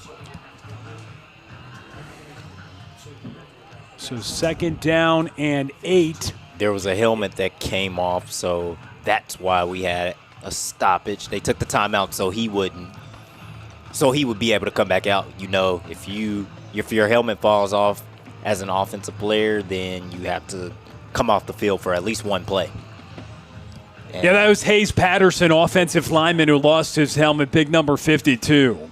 And so initially you think, okay, why call timeout? Just as we're talking about using the play clock and the game clock to just run it down and try to make this drive something. And you thought at some point maybe Summit would try to start using some timeouts, but no, it was Colleyville. And as Trey Bell, our executive producer, tells us tonight, it was Hayes Patterson who had his helmet come off. And so Colleyville can burn a timeout, so they still have their full, fresh, starting offensive line all back in there.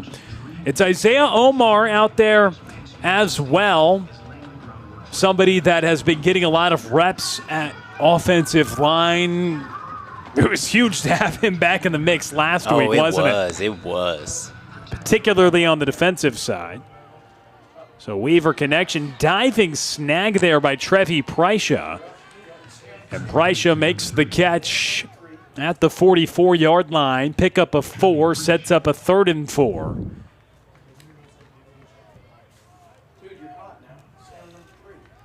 But that offensive line, Isaiah Omar and DeMarshe Logan. Up on that left side, it's the center, Hayes Patterson. He was the one who lost his lid. He snaps it back to Bodie Weaver. Weaver keeps it himself, lunges forward, and he'll have the first down marker. So the clock stops for a moment, but Bodie Weaver keeps the chains and the drive alive, with Colleyville leading 14-13, getting just shy of midfield. They do a really good job of these design runs. Here is 3rd and 4. Bodie Weaver with the run pass option. He actually gets through the line. He was going to be stopped for a loss, but somehow he gets through, he battles his way, and he dives for that first down. Keeping it on the ground, Colin Bennett, and he is stopped at the line of scrimmage. Strong tackle coming in downhill on the stop was Nicholas Hamilton. It makes it 2nd and 10. But Colleyville taking their time, approaching the 2-minute timeout. Colleyville will wind it all the way down to the 2-minute timeout. And so 2 to go in the first half, 14-13. Colleyville with the lead and the ball. They face a 2nd and 10 from their own 49-yard line on the other side of this timeout. The approach here at the end of the first half from Colleyville, it's been apparent. They've kept it on the ground with either Colin Bennett or Bodie Weaver himself. One completion there to Trevi Prycia, and then an attempted pass that wasn't a play because it was a free play to Connor Supacasey. But we'll step aside for a timeout. We'll be back Panther Friday Night on Tradio.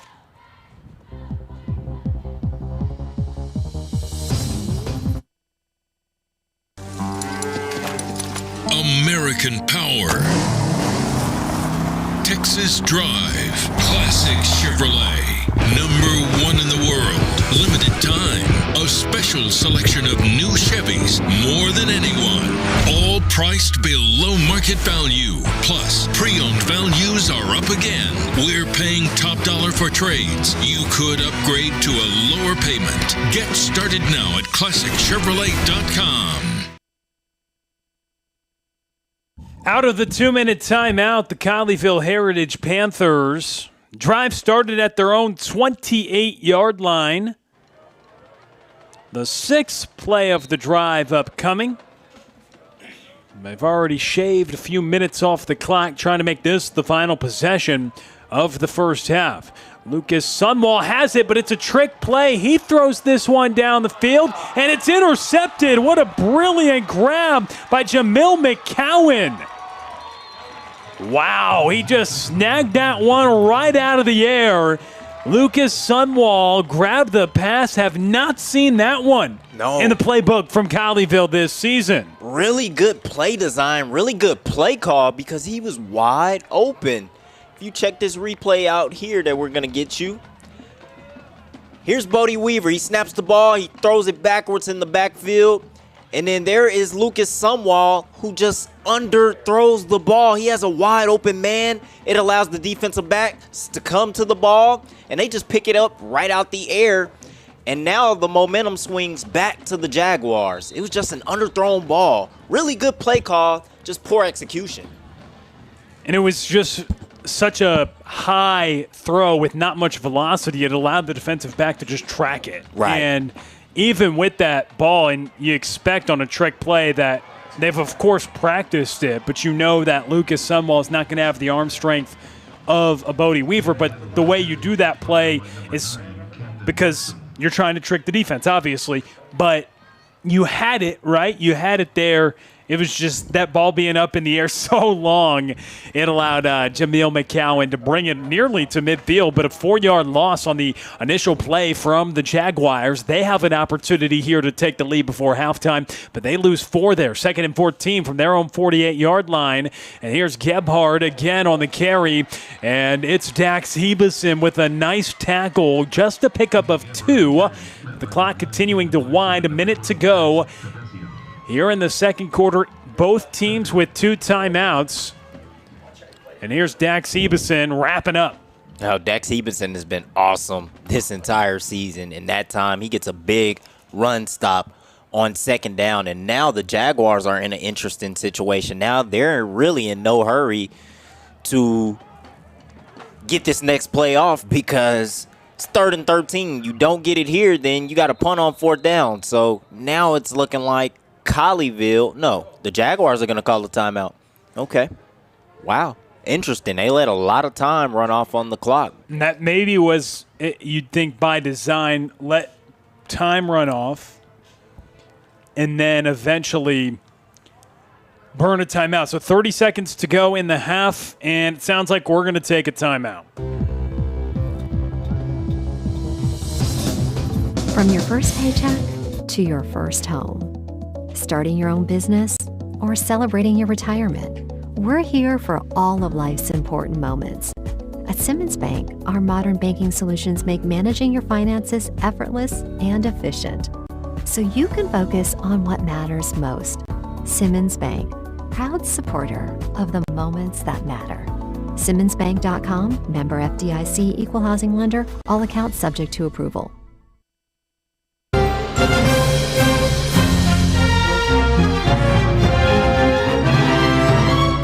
Alongside our executive producer, Trey Bell, I'm Will Connerly. Happy to be with you tonight, Panther Friday night on Tradio.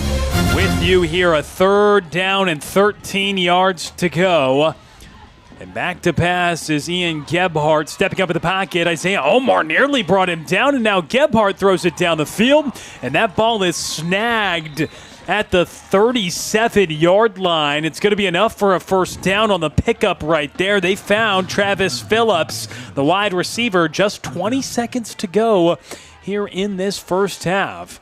One timeout, still remaining for Summit, not opting to use it here. Gebhardt has the snap, looks down the field. It's taken away, intercepted by Dax Hebeson. Flag is down on the play. The third takeaway by the Panthers defense here in the first half. 1 fumble recovery and 2 interceptions. We'll see if it stands. The flag is on the play. Dax. Look at this replay here. He's rolling to his left. Gebhardt's rolling to his left. He throws it, and there was nothing there. Dax Hebeson is just in the perfect place at the right time, and he just picks it off. He gets a nice Christmas gift early here in October.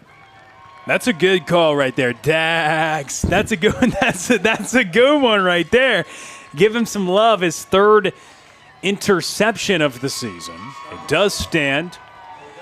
And now we'll probably just have a knee here, Trammell. Yeah, I think here with 3 seconds left, you just take a knee, and then you go to the half. Trey Bell's telling us to throw one. Yeah, our technical director, Trey Bell, he's telling us throw one. Let him throw a Hail Mary. Maybe get it in the end zone like Aaron Rodgers did a couple weeks ago. Maybe we'll get some magic.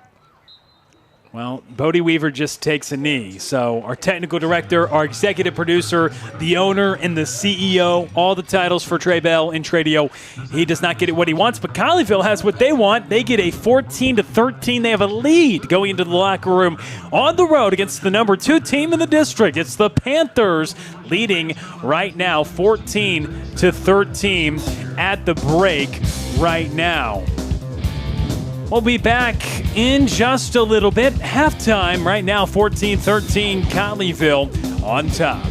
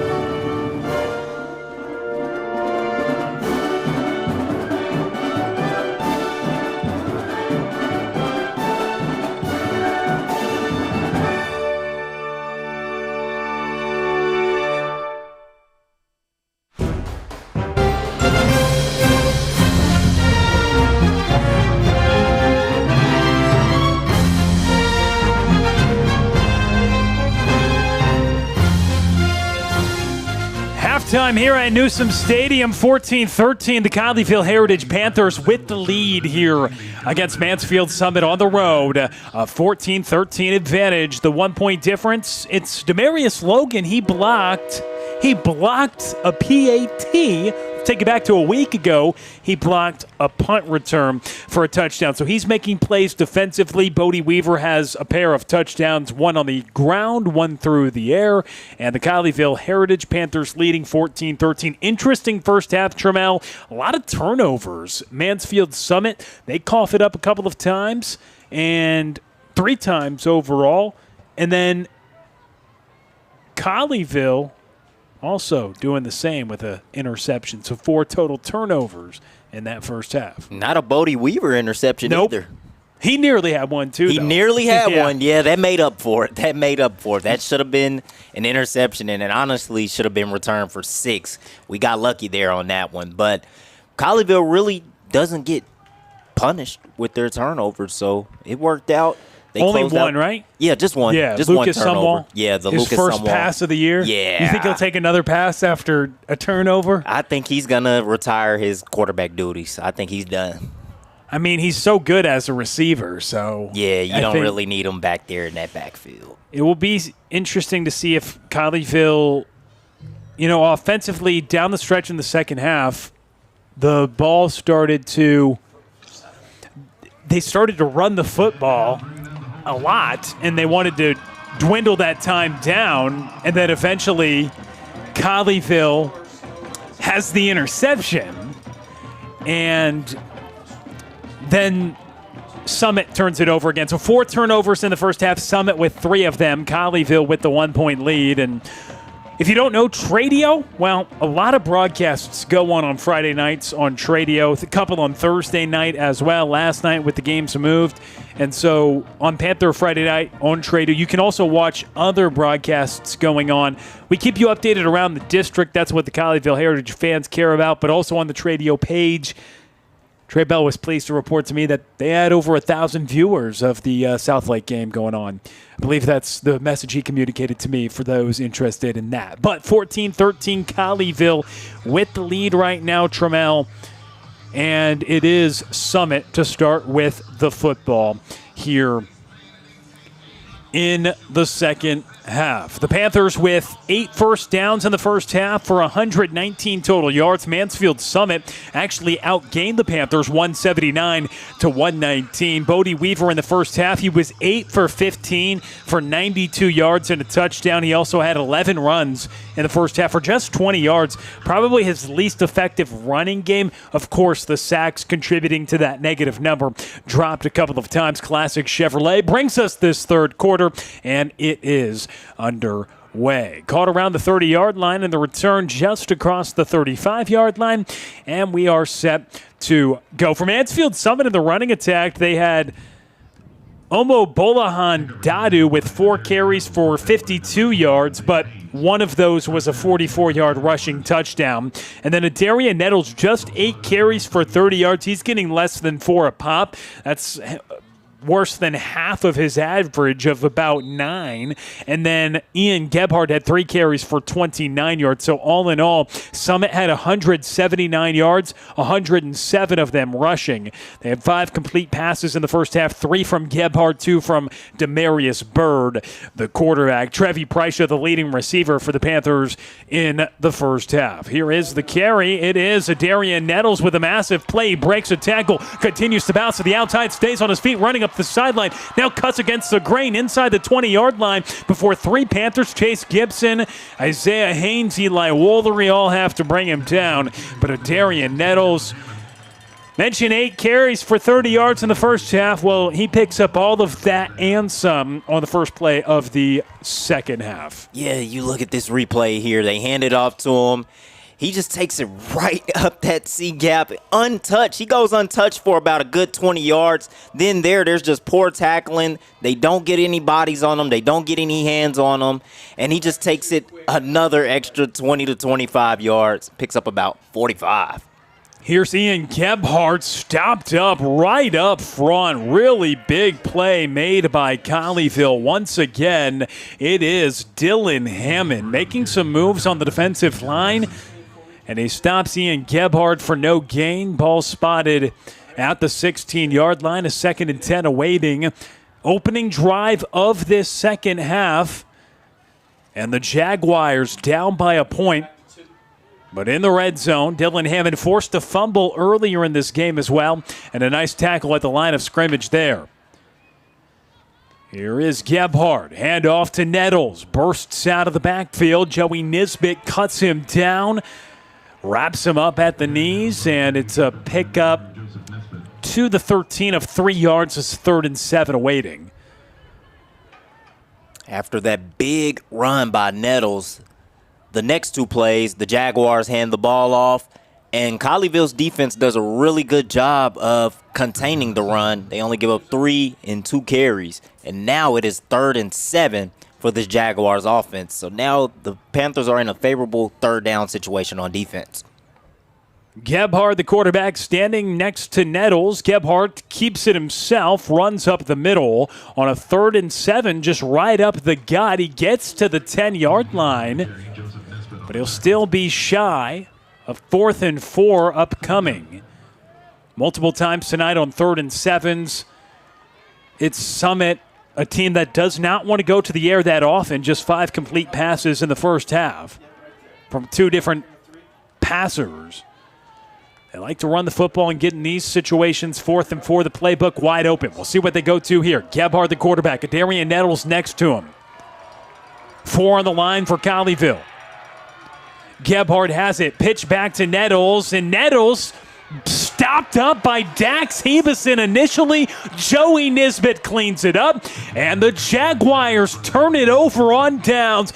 Big stop on the opening drive of the second half for the Panther defense. Nisbet and Hebeson have been really good in this game, and they get a big stop here on 4th down. As you see, Gebhardt, he pitches it to the outside. It was a little bit too far, which kind of slowed him down and allowed that Panthers defense to rally and get the stop. Big stop on 4th down. The Panthers get the ball in their own territory, but they're back on offense, and they have a chance to make this Jaguars defense pay. We've mentioned 4 turnovers in this game in the first half.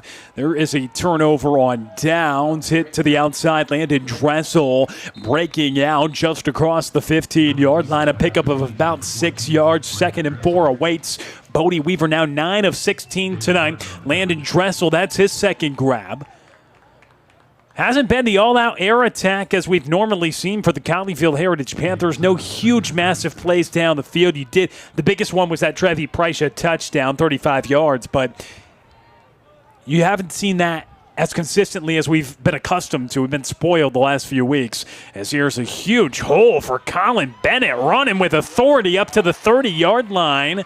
A pickup of 13 yards and a 1st down, Trammell. That's what we like to see. And back to what you just mentioned, how the big plays just haven't been there tonight. The separation is there. The execution just hasn't been there tonight. So because of that, Colleyville has relied on the run a lot more than they normally would. And Colin Bennett picks up 13 on that one. So that's a good sign. 1st and 10 from the 30. Weaver stepping up in the pocket, avoiding some pressure. He lunges just across the 30. Think they'll give him about a half yard on that play. But Trammell, going back to what you said as we continue to play on that, the separation there, liking the run, and mainly Bodie Weaver and Colin Bennett for the running tonight. Gabe Bess has not really been effective tonight, only a couple of carries, but why do you think that is tonight? Is it the pressure that's coming from the Jaguars front? It is. The pressure is definitely getting there, and you see Bodie Weaver has been scrambling to his left, scrambling to his right. A lot of plays in this one. And there is another run right up the gut. Colin Bennett with a couple of nice runs in this second half. Opening drive for Colleyville after they stop the Jaguars, who turn it over on downs on a 4th and 4 in the red zone. But in this second half, and we saw it at the end of the first half, Colleyville started to commit to the ground game. Part of that was the time and score of the clock. They wanted to make it the last possession. It wasn't because Lucas Sumwall threw an interception. But they're picking up where they left off, trying to keep it on the ground. And now Weaver keeps it on the ground himself to the outside. A 3rd and 1, and Colleyville moves the chains again. They had that 10-play, 55-yard drive that was ended by a Bodie Weaver touchdown. And maybe sustaining drives in that respect will be something where Colleyville can shorten this ball game. Here was another design run. 3rd and 4, 3rd and 1, 4th and 4. It doesn't matter. Colleyville picks it up every single time when Bodie Weaver is on a design run. It's their bread and butter tonight. And now looking for the pass, Trevi Preicha has got it down at the 20. There's the air attack. A big play for Colleyville. 33 yards. There's that big play of the second half. They weren't able to execute in the first half, but a good sign here as they connect on a first deep shot in the second half. Connor Supacasey on the bubble outside, his first reception tonight. And I guess, so to speak, it's just been such a quick strike offense. We've become so accustomed to it. They had the big play to Trevi Preicha in the first half for the touchdown. They have it there. But you can see this defense was starting to sell out for the run. Colin Bennett, Bodie Weaver, Colin Bennett, Bodie Weaver. And that box got a little crowded. And if you want to crowd the box, that's fine. But they've got 4 really talented receivers, and Trevi Preicha one-on-one was able to make it happen. Oh, yeah, and we're looking here. Everybody's in the box. You got man coverage. Let's take a shot. It's a touchdown for Connor Supacasey. A 19-yard score. A brilliant dart to the wideout. After 3 TDs last week, number 8 adds 1 more. His 9th touchdown of the season. Wow. You just mentioned how, hey, you got to account for those 4 wide receivers. And Colleyville makes them pay on that one as they go up 20-13 pending the extra point. And the extra point is up and good. 21-13 is the score. Connor Supacasey tonight. Will, we talked about it. They have everybody in the box. You have to account for those 4 receivers. It's man coverage. Everybody's in the box. They throw it on man coverage right in the back of the end zone. And it is another touchdown for Connor Supacasey. And Colleyville goes up by 8 points. Bodie Weaver and Connor Supacasey, their chemistry is A+. It is unstoppable. And they are a great tandem in this district. They really are. 9 touchdown receptions for Connor Supacasey this season after he had the hat trick last week with 3 touchdowns. 1 more, and Connor Supacasey did not have a reception in the first half. They had targeted him a couple times downfield. He had his first reception just a moment ago on that bubble screen for no gain. And then they said, well, if it's not going to be a bubble screen, we'll just try to go one-on-one coverage. He had that solo coverage. And really on the perimeter, if Connor Supacasey or Lucas Humwall have had single coverage, it's so much talk about the receiver beating his man in single coverage, but Bodie Weaver putting it in the perfect spot every time. He has been excellent and surgical against single coverage this year. But with Colleyville starting to get the ground attack going, it's why this offense has been so efficient. They're showing that efficiency in the run game, and it opens big things up for Bodie Weaver as the ensuing return after the 19-yard touchdown reception by Connor Supacasey, his 9th of the season. It's across to about the 40. So still a 1-score game, Trammell, but with 5:57 to go, we'll see if Mansfield Summit and put together a solid drive. It was a Darian Nettles to begin the second half who had a huge run, but then Colleyville shored it up once the Jaguars got down to the red zone. And we'll see what they can do here. Yeah, big drive coming here for the Jaguars offense. Got momentum rolling with Colleyville's defense. They haven't given up a score since early in that second quarter. They've been holding their own, forcing turnovers and forcing 3-and-outs. It's Dadu on the carry. Isaiah Omar. He creates space in the middle, and he's able to make the tackle just a 1-yard gain. Feels like a win anytime one of these guys touches the ball in the backfield. Dadu, Gebhardt, Nettles all averaging about 8 yards a carry. You can stop him for 1. It's big number 57 coming up on the tackle right there. Isaiah Omar creating a ton of space.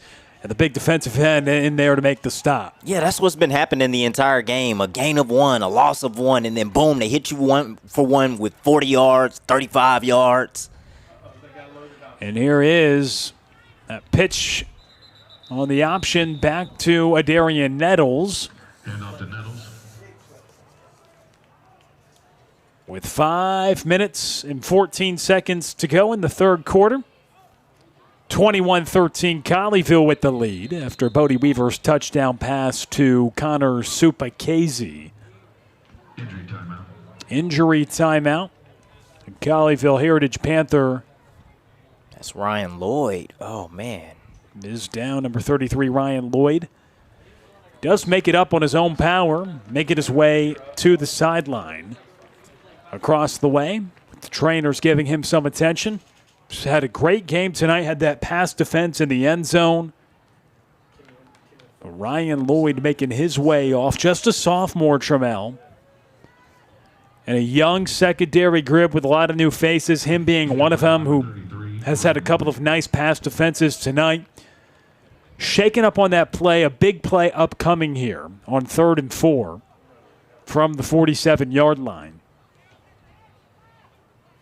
Yeah, only a sophomore. He's getting some really key reps in this one. Like you said, he's played a lot, and he's made some really big plays. So the future is so bright on this young squad. You have him. You have Isaiah Omar. They're only sophomores, so imagine what they're going to be in their final season as seniors. Colin Bennett in now at corner. And on the carry, they hand it off to Adarian Nettles, and he is across the 45 for a first down. So some changes defensively. You had to change with Lloyd coming out. You have Eli Woldery in the game alongside Isaiah Haynes, along with Chase Gibson, and then Colin Bennett, the 4 in the secondary. Linebackers, they've been steady Eddie all season long. The mic is Joey Nisbet, Dax Hebeson, and Camden Blackson on the outside. And then the defensive line, Olei Iwola, Dylan Hammond, Demarius Logan, and Isaiah Omar. The 4 rush, it's a shot down the field and incomplete. It's Woldery on the coverage, intended target for the Jaguars. DJ Young unable to bring it in. Good coverage there. The Panthers defense gets a win on first down. And now the Jaguars have to go back to the drawing board, and I'm pretty sure they're going to dial up something in the run game. You're pretty sure? I'm pretty sure. 2nd and 10? 2nd and 10 for sure. Think so. Been doing it a lot tonight on the ground. 2nd and 10 from the 44.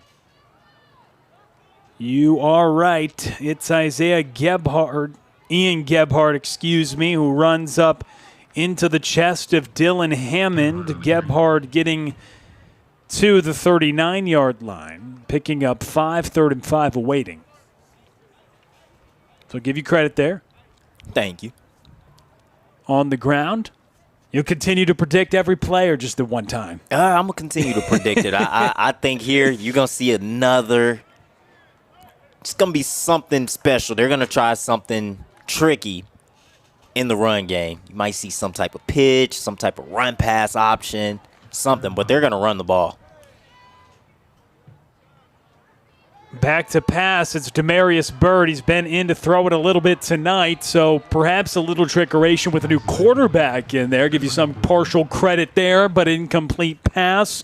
Intended target Travis Phillips, the junior wideout, well out of his reach. And when Phillips goes 21-13, Colleyville leading. Mansfield Summit uses multiple quarterbacks pretty much in every game. Demarius Byrd comes in here and there. He came in the first half, Trammell, and he went 2 for 5 for 30 yards. So both these quarterbacks play for Summit. And incomplete once again on 4th and 5. It's another turnover on downs. 2 drives, 2 turnovers on downs here in the second half for the Jaguars. And the Panthers defense, they give up a big play to start the drive, but the rest of the drive, they bend, they do not break, and they get this Jaguars offense off the field. And again, Mansfield Summit hasn't scored since early in the second quarter. The last 5 to 6 drives, Colleyville has held their own, and they've shut this Jaguars offense down.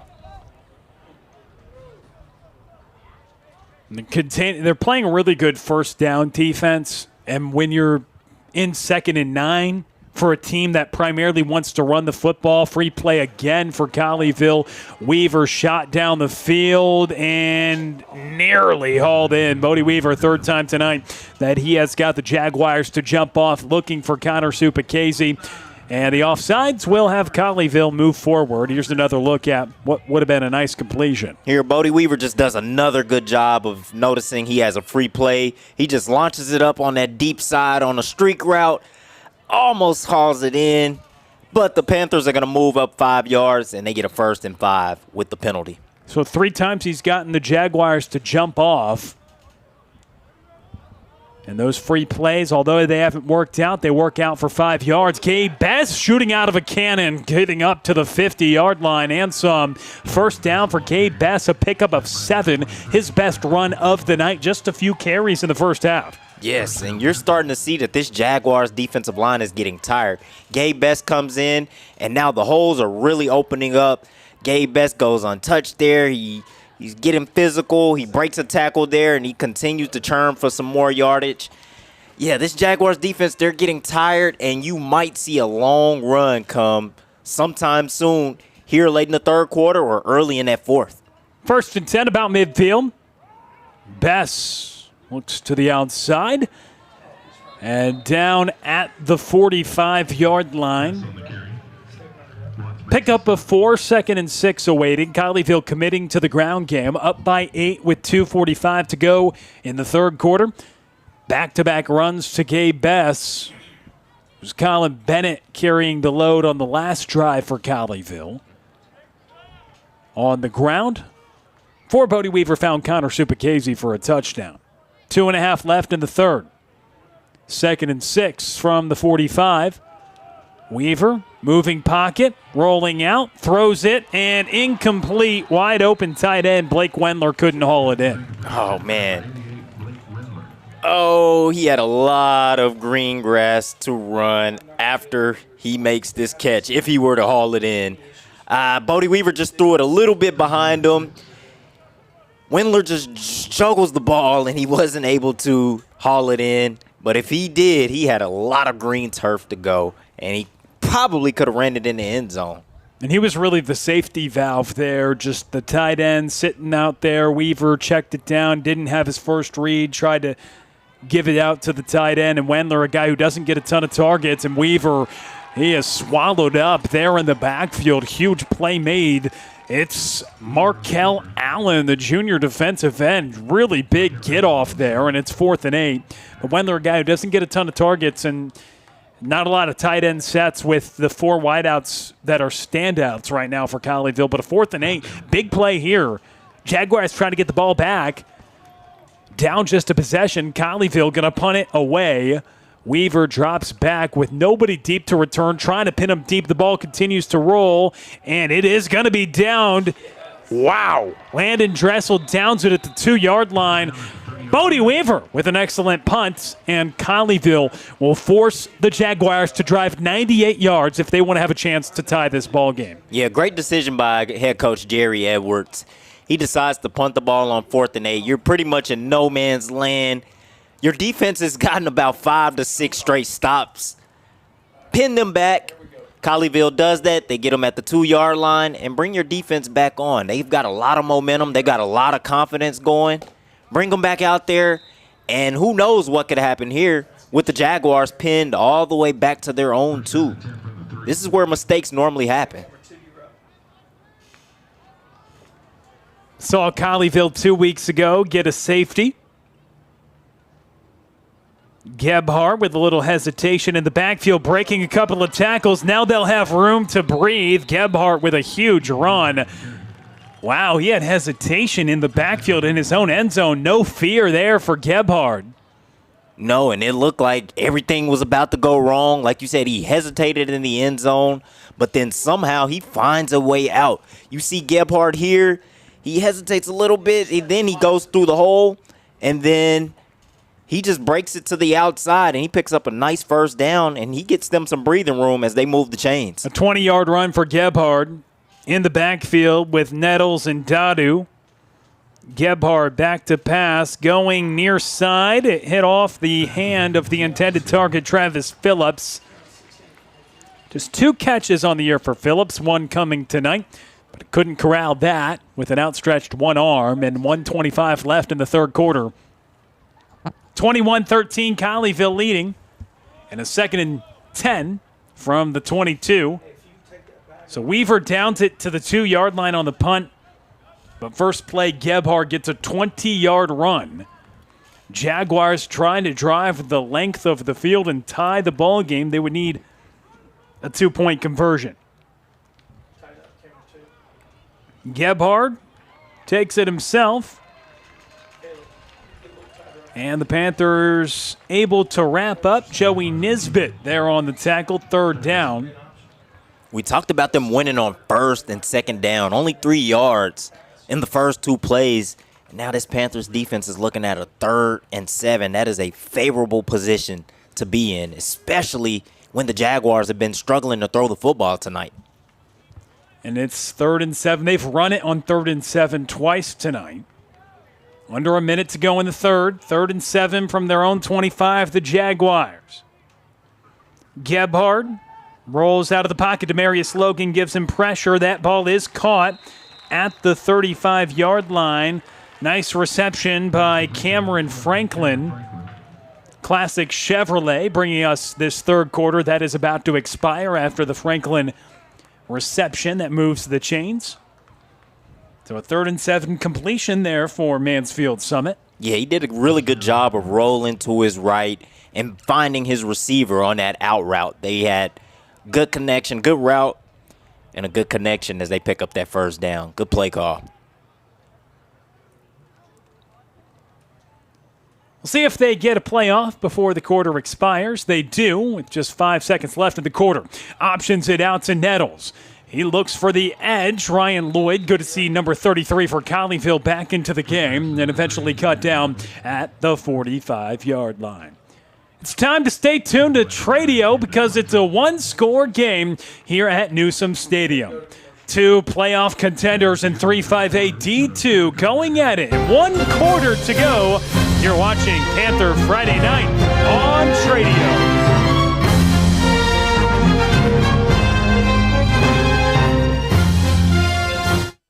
Do you have a dream of having a pool and a backyard oasis? Well, it's time to talk to the professionals at J. Caldwell Custom Pools. From new construction to remodeling to service and maintenance, J. Caldwell Custom Pools is your custom pool builder and outdoor living design expert, serving you with 2 locations, Hudson Oaks and Fort Worth. Because life is too short for ordinary backyards. Dive in and find out more at jcaldwellcustompools.com.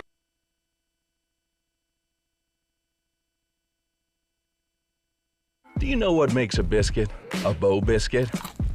There it is. Small batch biscuits, just minutes from the oven, with crunchy hand-breaded chicken. Now you know. The Carolina legend is here. If you know, you Bo.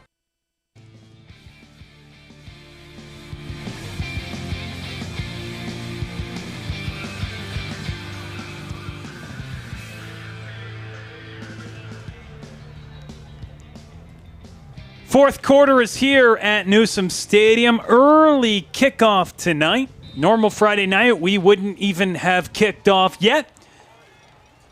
6:52 on a Friday evening. We're about to start the fourth quarter of action. 2nd and 2 for the Jaguars from their own 43. And another completion there to the 45-yard line.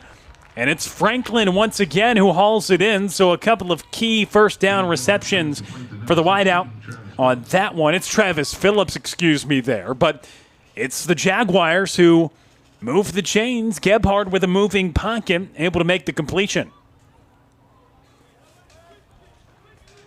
So first play of the fourth quarter. Jaguars, 2nd team in the district.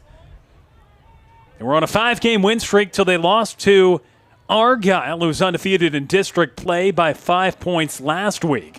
And now it's Gebhardt again. Dances out of a few tackles in the backfield. Woolery is able to stop his momentum before he gets to the 35-yard line. A pickup of 10 and another first down. It's like you know they're going to run the football, but how are they going to do it? They have so many different ways that they're going to run, whether it's with the quarterback or with the receivers or with the running backs. The triple option, the read option, the quarterback run pass option. They have so many ways to hurt you and gash you with their runs. So the drive continues. Another creative run, but Colleyville's all over it. It's Isaiah Omar able to cut down the running back Adarian Nettles. A tackle for loss for the big sophomore up front. Another gander at the carry to Nettles.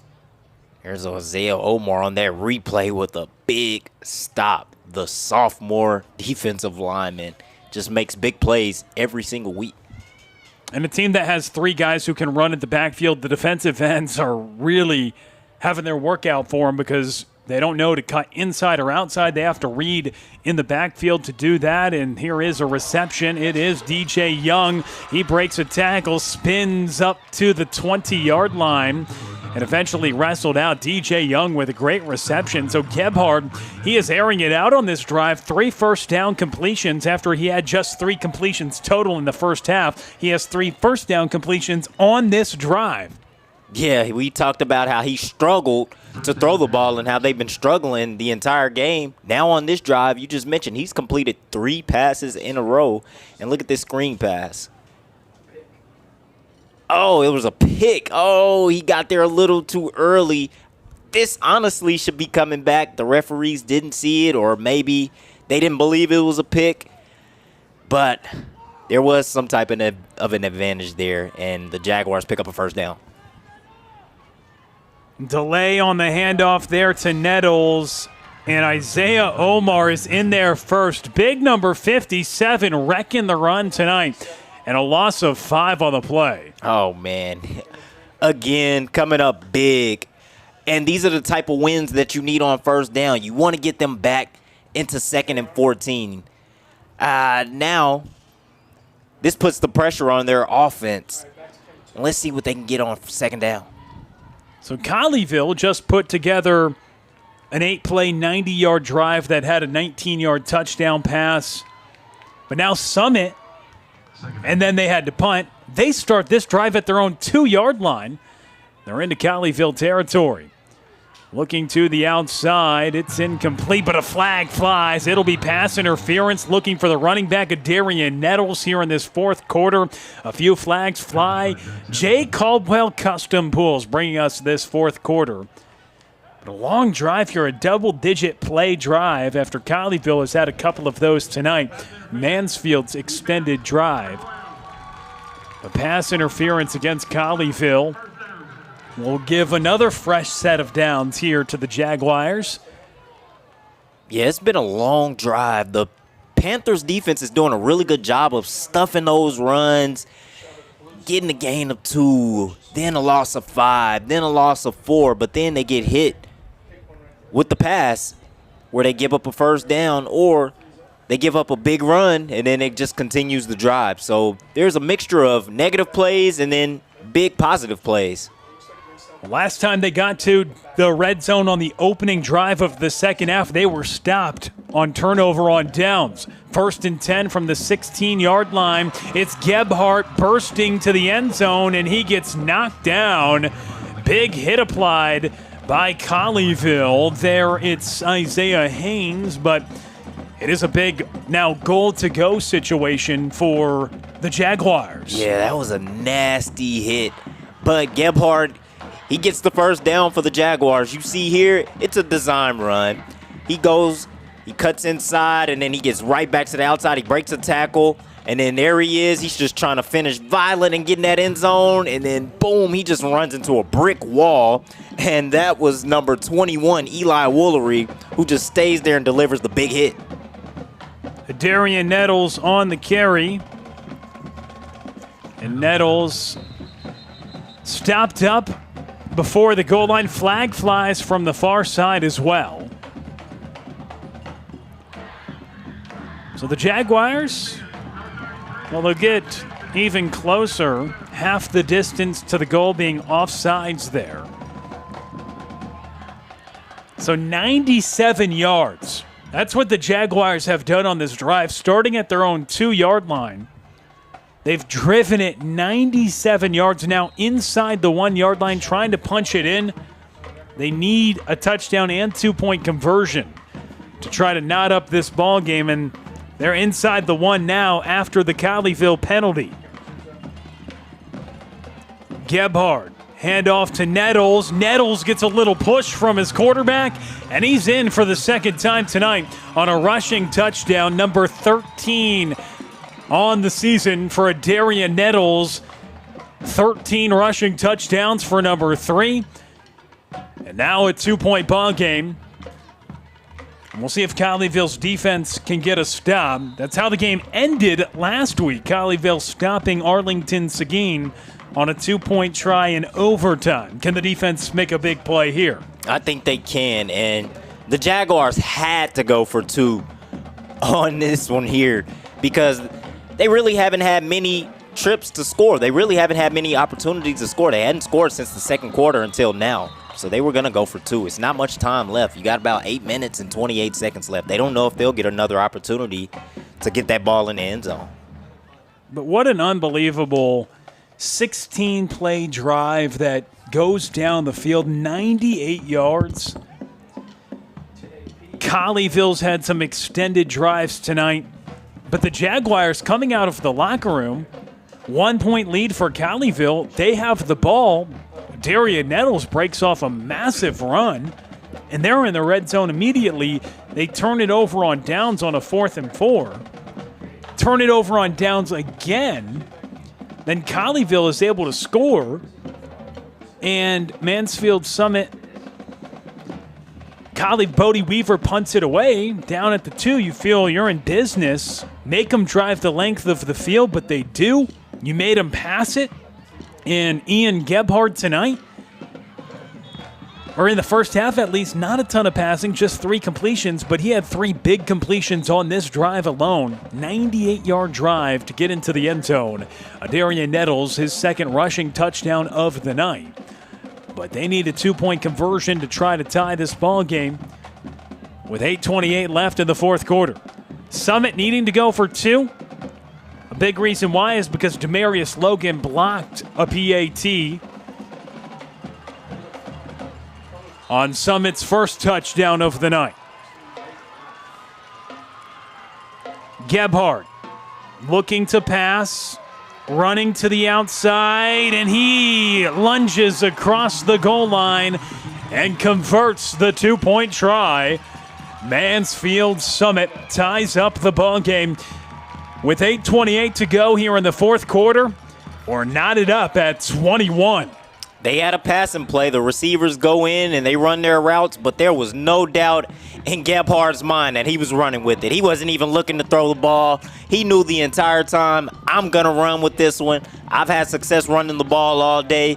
Let me take this into the end zone and let me put my team on my back and tie this ball game up. And that's exactly what he did. And he operated at a high level on that drive. He's a reason this drive was really able to come together. Remember, he had a 20-yard run to start that drive. And what a response by the Jaguars. Game really feeling like it's on the line. You're down by 8 in your own 2-yard line. And your quarterback picks up a 20-yard run to get some breathing room, and they operate the offense like they need to. Completions to Dominique Young and Travis Phillips and Cameron Franklin, all going for first downs on that drive.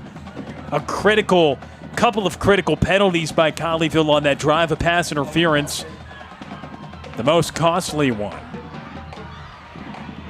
And the ensuing kickoff by Chase Gibson. He brings it out to about the 33-yard line where Colleyville will set up shop in a knotted up ball game, 21-21.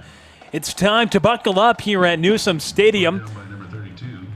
Colleyville going up against the second team in the district. A victory would force a 3-way tie for second place in this district in 3-5-8 D2 with Colleyville, Mansfield Summit, and Mansfield Timberview. But we're knotted at 21 and 8:22 to go in this football game in the fourth quarter. Bodie Weaver dropping back to pass. He steps up at the pocket, looks down the sideline, and he could not connect with Lucas Sunwall. In the coverage, Jameel McCowan. What a brilliant interception on Lucas Sunwall toward the tail end of the first half. Yeah, and then that time again, he has really good coverage on Lucas Sunwall. He was with him step for step. Bodie Weaver just tries to deliver one right in the bucket, but it was just a little too far. 2nd and 10 for Colleyville at their own 34-yard line. 4 out wide for the Panthers. Weaver with a carry off to Colin Bennett, and he gets to the second level, a pickup on the play of 4 yards up to the 40-yard line. Or 6 yards on the carry, setting up a 3rd and 4. A really nice carry for Colin Bennett. 3rd down, 4 yards to go, under 8 minutes left in this fourth quarter. Mansfield Summit sitting at 4-1 in district play. Colleyville 3-2. Jumping off sides there, the Jaguars for a 4th time tonight. But they blow the play dead. Oh, wow. Excuse me. So offense gets called for the penalty. And Colleyville will have to hit reverse, and that's costly on 3rd down. Now it sets up a 3rd and 9. They back up to the 35-yard line, basically eliminating that Colin Bennett run. Yeah, it eliminates the run Colin Bennett had. It takes you out of 3rd and manageable, and it keeps you from thinking about going for it on 4th down, depending on how much yards you pick up. Weaver drops back 5. Shot down the field. Connor Supakase in and out of his hands. The Panthers go for the home run, but the outstretched senior wideout could not bring it in the single coverage down the field. Yeah, you look here, there was one safety, so that means you're going to have single coverage somewhere. Bodie Weaver's just waiting on this play to develop. He's waiting on Supakase to hit that middle. They develop the play. He throws it. It is just a little bit too far and hits his fingertips, and Supakase is not able to haul it in. They normally connect on that play 7 times out of 10. That time, they just fall on the short end of the stick. And the punt takes a friendly Panther bounce, goes out around the 12-yard line.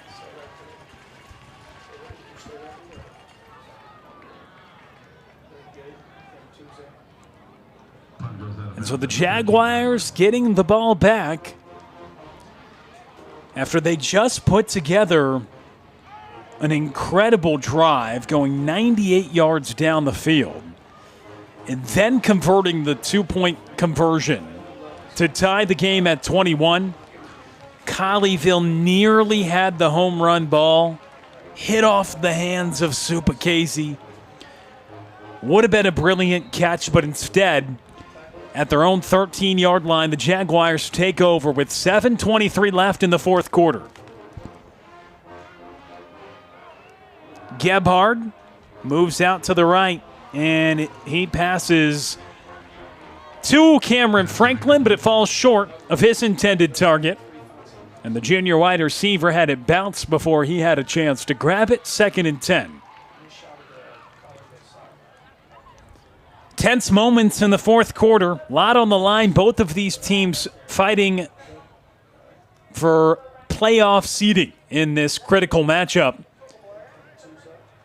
Colleyville with a victory would move to tied for 2nd in the district here tonight.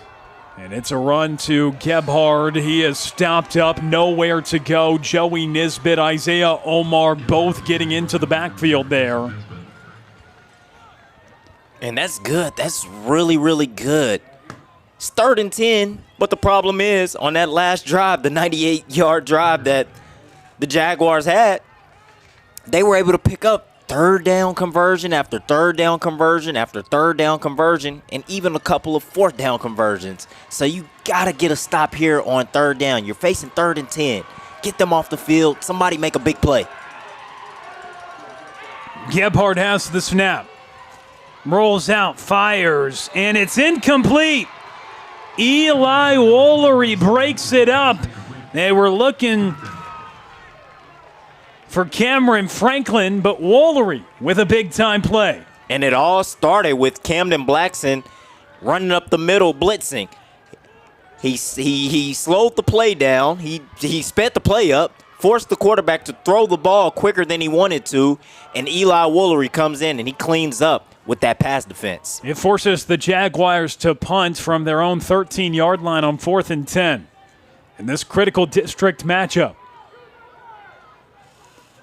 Colleyville at 3-2. Summit at 4-1.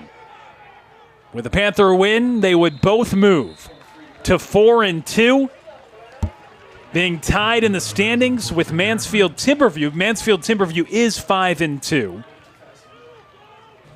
But for the Wolves, who also play plenty of home games here, they only have one game left, and it's against the Colony.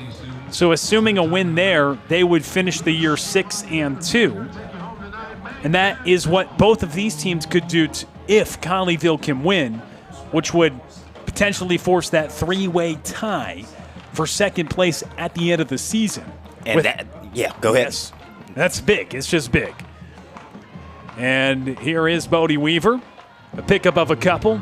No, you go ahead, Jamel. Yeah, like you were saying, yeah, it forces a 3-way tie, and the only way that the Panthers can get second place in the district is with a 3-way tie. So they're going to have to win this ball game here to really shake some things up in the standings. If not, then they're going to be 4th. So it's either 2nd or 4th place. That's a really good point. 2nd and 6. And here is the handoff. Colin Bennett with plenty of space. Bennett breaking through down to the 15-yard line. Colin Bennett with a monstrous run up the middle. He powers forward and sets up the Panthers. I told you earlier in the third quarter that he's been running physical. He's been wearing the defenders down on the defensive line, and he's going to break one. And there he is. There's a big hole everywhere. He goes untouched, and then he finishes it off with some physical running, and he gets tackled by the ankles. A big run and big play for the Panthers offense, and now they are in the red zone. Weaver keeps it himself. Turns up the middle. And 1, 2, 3, 4, 5 Jaguars eventually bring down the big 6'3" quarterback who Shannon Hall, the head coach for the Jaguars, earlier this week when speaking with head football coach Jerry Edwards, said he's a 6'3" Johnny Manziel. That's how they described Bodie Weaver. Oh, yeah. He's got a lot of Johnny Manziel in him. He reminds me a lot of Diego Pavia from Vanderbilt, a really good quarterback. And I can't wait to see him play on Saturdays.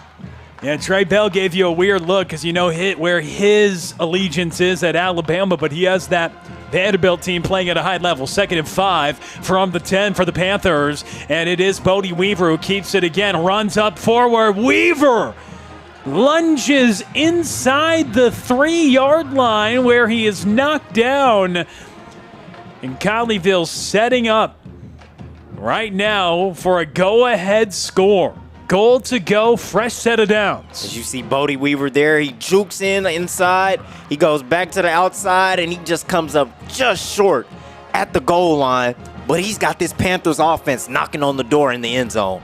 So now they can take their time. They have 4 downs to try to take the lead. But they're taking their time here because of the fact that you don't want to leave Summit with any time. Summit, either way, is going to have time. And they all have all three timeouts and the 2-minute timeout on their side. Weaver keeps it himself and just walks into the end zone. Bodie Weaver for a touchdown. 4 on the night for him. his second on the ground. He has 2 through the air. And the Panthers add on 27-21. Colleyville in front. Bodie Weaver again doing it with his legs. That is his 4th touchdown on the day, his 2nd on the ground, and that is number 9 on the ground for the season for Bodie Weaver. So he's going to finish the season with well over double-digit touchdowns this year. And a timeout was called on the PAT try. So Colleyville calling a timeout before the point after attempt. So 27-21, Colleyville leading. So they're going to discuss whether they're going to go for 2. Really? Or they're going to kick the extra point. Oh, man. Honestly, I wouldn't. I would go for the extra point. I would just take the points. Definitely. And get the stop on defense. Your defense has done a really, really good job tonight of getting stops. Don't put them in that situation. Yeah, I personally don't think that they're talking about going through 2. I could be completely wrong, but I don't think they would do that. Or just personally. In my opinion, I think they just saw something where they weren't set up right. They wanted to avoid Demarius Logan on the other side of it. Demarius Logan blocked the 2-point conversion of the Jaguars. Maybe they saw something they didn't like. Interesting time to take a timeout. But we'll see. Unless it was Summit who took a timeout, because now both teams have only 2 timeouts on the board, and both had 3 a moment ago. So it was Summit. It was Summit who took the timeout. So that makes a little bit more sense now. They try to ice the kicker with a critical 2-point conversion upcoming in this fourth quarter. 3:46 to go. This fourth quarter brought to you by J. Caldwell Custom Pools. Landon Dressel setting up for the PAT. Try to give Colleyville a 7-point lead here in the fourth quarter. He splits them. Colleyville up 28-21. We will step aside. Colleyville up by a touchdown on the road against the number 2 team in the district.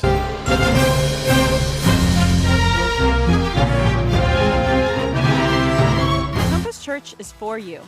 Join us each week to experience great music, a message that applies to your everyday life, as well as programming for your kids and students to engage on their level. Learn more at compass.church.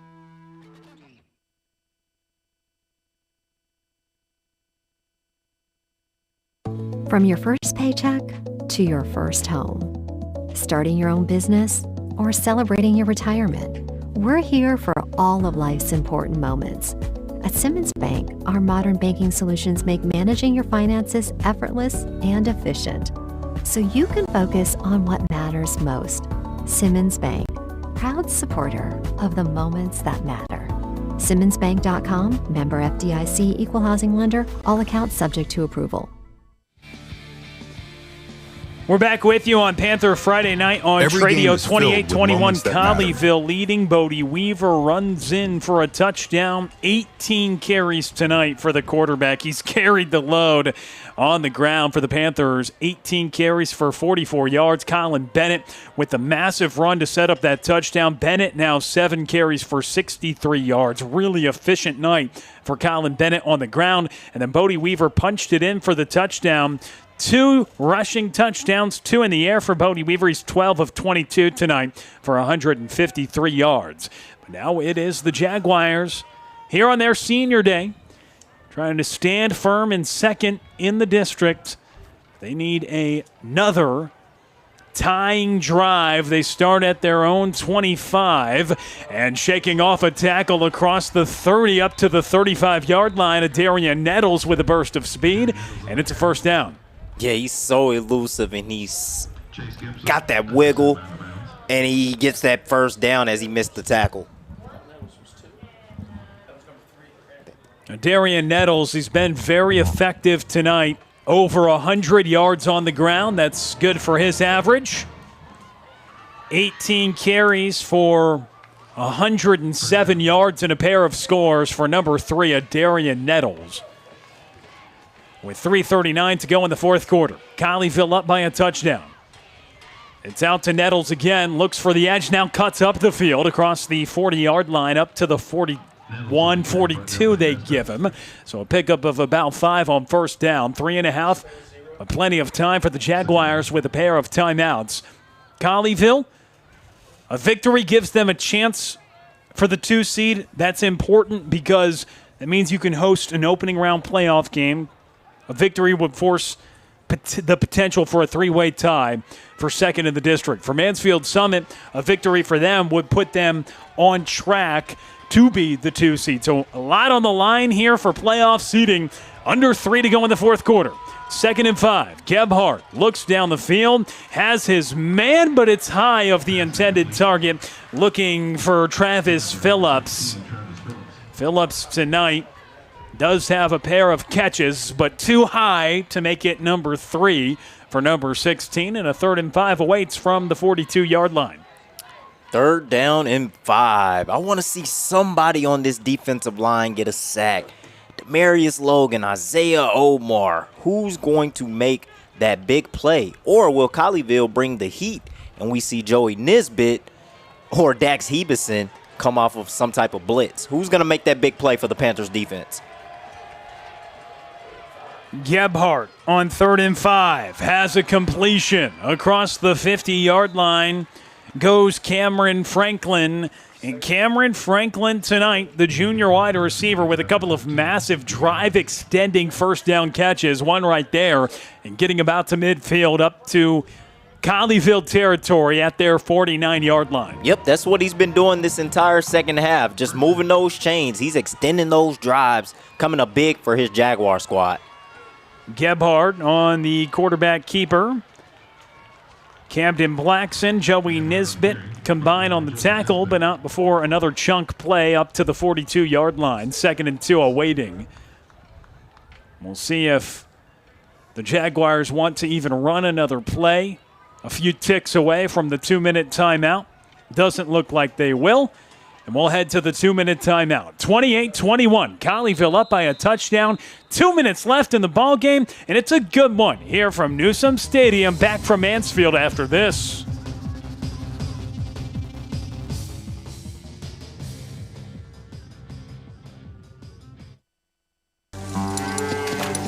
American Power.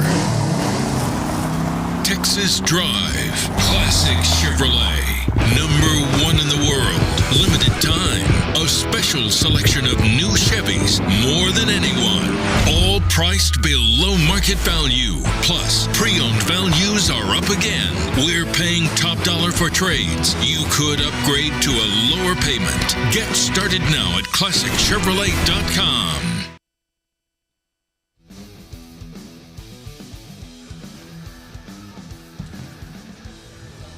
2 minutes to go here in this ball game. 28-21. Colleyville leading, but Mansfield Summit with the football in Panther territory alongside Tremel Jeffers.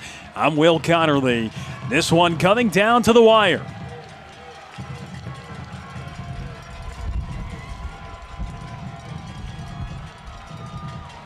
Gebhardt with the snap.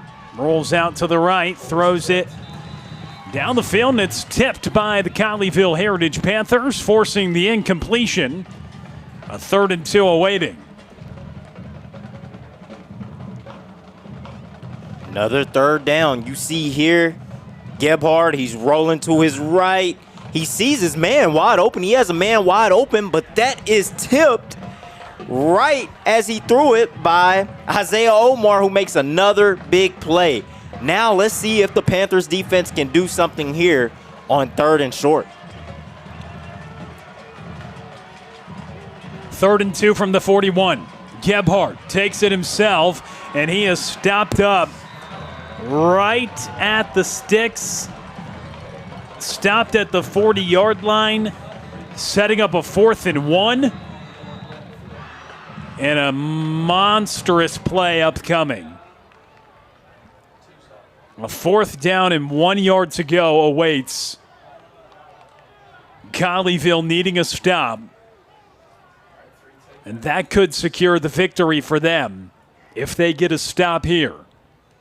4th down and 1, a short one as well. Needing to get to about the 39.5-yard line, and the ball is spotted right at the 40. 1 yard, game hanging in the balance. With the game kind of hanging in the balance when Mansfield Summit made it 21-19 on a 2-point conversion. They were able to convert. They kept it in the hands of their quarterback, Gebhard.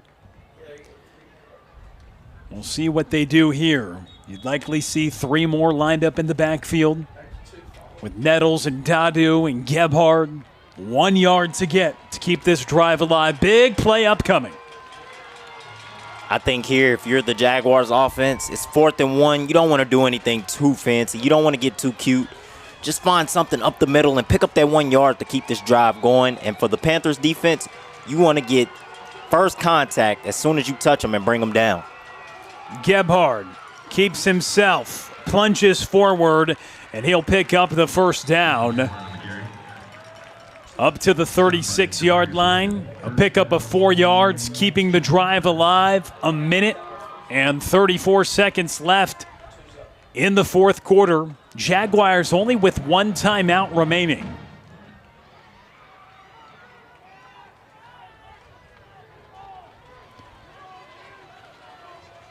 This game's coming down to the wire in a critical battle for district standings and playoff seeding. Implications here. That ball on the screen. Woolery in tight coverage. They were looking for DJ Young, unable to be complete. 2nd and 10 from the 36 awaiting. Yeah, it works in their advantage because if he's able to catch that ball, 1, they would have lost yardage on that play. 2, it keeps the clock running. So luckily, there was an overthrow and the ball sailed out of bounds. 1 minute 13 left. The Jaguars need 36 yards and a PAT to tie the ball game. 1 timeout left for the Jaguars. Gebhard in the gun. No, that's Demarius Byrd who throws it down the field. It's incomplete. Byrd looking for Cameron Franklin. So they bring in the quarterback, number 7, Demarius Byrd, who clearly has the bigger arm. They bring him in this situation. They need 36 yards in short order. Yeah, he has the stronger arm, but it doesn't always mean it's the most accurate. He's been a little rusty every time he's thrown a pass. It's really hard to go in as you're sitting and watching and come in and throw a pass and complete it. Now it's Gebhard back as the quarterback in the gun. He looks to pass, rolls out to his right, and does find a man on the sideline. DJ Young is able to haul it in for a first down. 61 seconds remaining in regulation. And the Jaguars connect to DJ Young. And that was really, really good coverage by Eli Woolery. He was in great position. It was just a great throw and a great snag. And they keep this drive going. They just will not go away. Chase Gibson, Isaiah Haynes, the safeties. It's Gebhard who cuts up the field, and he's tackled at the 20-yard line. Big stop. Dax Hebeson and Joey Nisbet come through. 50 seconds left in the fourth quarter. Colleyville playing without their best defensive player in this one, Hayden West. But in the secondary, other guys have stepped up. Can they get a final stand and hold on for a victory here on the road against the number 2 team in the district? 33 seconds left. Gebhard dropping back to pass, looking for the end zone, and DJ Young was wide open, but they could not connect for what would have been a 21-yard touchdown. Wow, that is one that they are going to want back badly. A missed opportunity here as you see the pump and go here. Watch this. He pumps it, he fakes it, and he's got a wide open man with that pump fake, and he just misfires. He leads him a little bit too far, but honestly, I think if he kept running, he could have snagged it in and ties this ball game. But they missed a big opportunity, and it works in the Panthers' favor.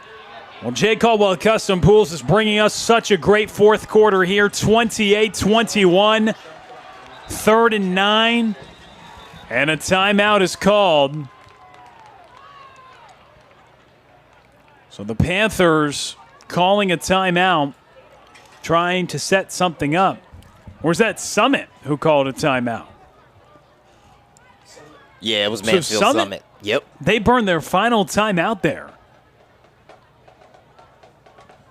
3rd and 9 with 24 seconds left. And, yeah, the timeout taken off the board for Summit. Official didn't indicate either way that I saw, but then Summit's timeout taken off the board, so they burned their final timeout. Now you're in a really tough situation. You need a first down, or to get out of bounds to stop the clock for a moment, you have to get into the end zone here. Yeah, they're in a really tricky situation, but first, you really just want to focus on picking up that first down, and then after that, you got to see what situation you're in with the clock, if you get out of bounds. But, yeah, first thing you want to think of is getting that first down because you only have 2 downs left. 24 seconds left. 3rd and 9 for the Jaguars. They have it at the Panthers' 21-yard line. Ian Gebhardt is the quarterback, standing in the shotgun. 2 backs to either side. Drops back 3 steps. Breaks out of a tackle. Throws it over the middle. It is complete. Hauled in by the wideout, Gabe Evans, the freshman, coming up with the biggest catch of the season for him. And the clock stops for a moment. And now the officials coming together. They just won't go away. Ian Gebhardt here, he has nothing. He evades a sack, and then he scrambles to his right, he throws across his body, and he finds a man across the middle and gives his team another opportunity. Look at him here. He doesn't really have anything. It looks like he's about to get sacked. He breaks out of a sack. He rolls to his right. He throws it across his body. He finds a man open in the middle, and they pick up a first down and extend the drive. So 2nd and down here from the 8-yard line. So after that completion to Evans, there was a little miscommunication. The clock stops on 1st down, and then they spiked it. After the clock stopped on 1st down, they spiked it, but the clock went down to 10 seconds. Now Colleyville calls a timeout with 10 seconds left in the ballgame. Summit with no timeouts. They have a 2nd and goal from the 8-yard line. 10 seconds left. They need a touchdown and a PAT to tie the ball game. But hope is still alive for the Jaguars because the freshman wide receiver, Gabe Evans, makes the catch after Ian Gebhardt broke out of a sack, kept the play alive. They rushed down to spike it. After the clock stopped for a moment while we were showing you that replay, it was Gebhardt who spiked it, makes it 2nd down. With the loss of down on the spike, then Colleyville calls a timeout. So 2nd and goal from the 8 with 10 seconds left. Colleyville looking for a red zone stand to try to hold on in this ball game. Gebhardt takes the snap, looks for the end zone, throws it up in the end zone, and it's out of play. Just 4 seconds left. And the final play coming up here. Oh, man, that play took so much time off the clock, and now they're only left with 1 play. This is the final play of the game. You got to get the ball in the end zone. Here, the Panthers pass rush does a good job of getting back there. He doesn't have anything. The secondary is covering very well. He just has to throw the ball away to see another down. This is going to be the final play of the game. Can the Panthers defense get another stand back-to-back weeks? Final play of the game, 4 seconds to go. Gebhardt with tons of pressure. He gets rid of it, throws it toward the end zone. It's incomplete. Colleyville wins it. A stand defensively in the red zone for the 2nd consecutive week. And Colleyville hangs on 28-21. They pick up the victory. Wow, wow, wow. Back-to-back big victories. And now they have a chance to finish 2nd in the division, or in the district, I should say. Oh, my goodness, what a stand. Back-to-back weeks where the defense holds strong. They bend, but they do not break. And now Colleyville is sitting 4-2 in the district. So Colleyville picks up a 28-21 win on the road tonight, traveling to Mansfield Summit. And here at Newsome Stadium, they exercise some of those demons after being up big on Timberview and coughing away a fourth quarter lead. Not tonight. They hang on and pick up the victory. 3 consecutive wins for Jerry Edwards' squad. Out of the bye week, they'll have Burleson and then Grapevine to finish the year. 2 matchups where they will be heavily favored. Burleson and Grapevine, 2 teams toward the bottom of the standings in 3-5A D2. But the Colleyville Heritage Panthers with a massive win here this evening. 28-21 on the road. They pick up the win against the Mansfield Summit Jaguars. It came down to the final play, Trammell. Oh, yeah, it came down to the final play. Again, back-to-back weeks. And it's just something about this stadium, man, where we have dramatic finishes. It's something about Newsome Stadium here in Mansfield, where the game is going to be dramatic. It's going to be close. It's going to be a heartbreaker. It's going to be just a lot of adrenaline running through. Oh, my goodness, what a game. I can't wait to get back on the field next week. Well, Colleyville Heritage now 4-2 within the district. When we look at the standings now, Argyle 6-0. Mansfield Timberview 5-2. They've played that extra game. They have their bye later in the year. Now Colleyville 4-2. Mansfield Summit 4-2. Those appear to be now the 4 playoff teams within 3-5A D2. Now Arlington Seguin, they are 4-3. They still have an opportunity. They would need to beat Mansfield Summit in a couple of weeks to close the season to have a chance to get into the playoffs. Coming down to the wire, it was a 3-way tie for the number 4 seed in the district a year ago when it came down to the tiebreaker. It could be the same case not only for the 4 seed, but it could be the same case potentially for the 2 seed as well. So we will see what happens here. But a lot still up for grabs. But with the victory tonight, Colleyville keeping their hopes alive, now tied virtually for second in the district. You'll see it as Timberview ahead of them for the moment because they're 5-2. But now Colleyville 4-2, Summit 4-2, and Colleyville with 2 games left with a chance to finish 6-2 and be in a position for the number 2 seed in the district and host a playoff game in the opening round of the postseason for another year, as they did last season as well, despite falling in that opening round. But a massive win tonight for the Colleyville Heritage Panthers. Bodie Weaver with all 4 touchdowns. He accounts for 2 passing, 2 rushing, and the Panthers win at 28-21. A goal line stand to end this one for the Panthers, and the defense gets the job done. Big pass rush at the end, and Summit falling in this matchup. Huge win for the Panthers on the road and their 3rd consecutive victory. So we'll wrap things up tonight for Trammell Jeffers and Trey Bell. I'm Will Connerly. We say so long from Newsome Stadium, and we'll talk to you next week on Panther Friday Night on Tradio.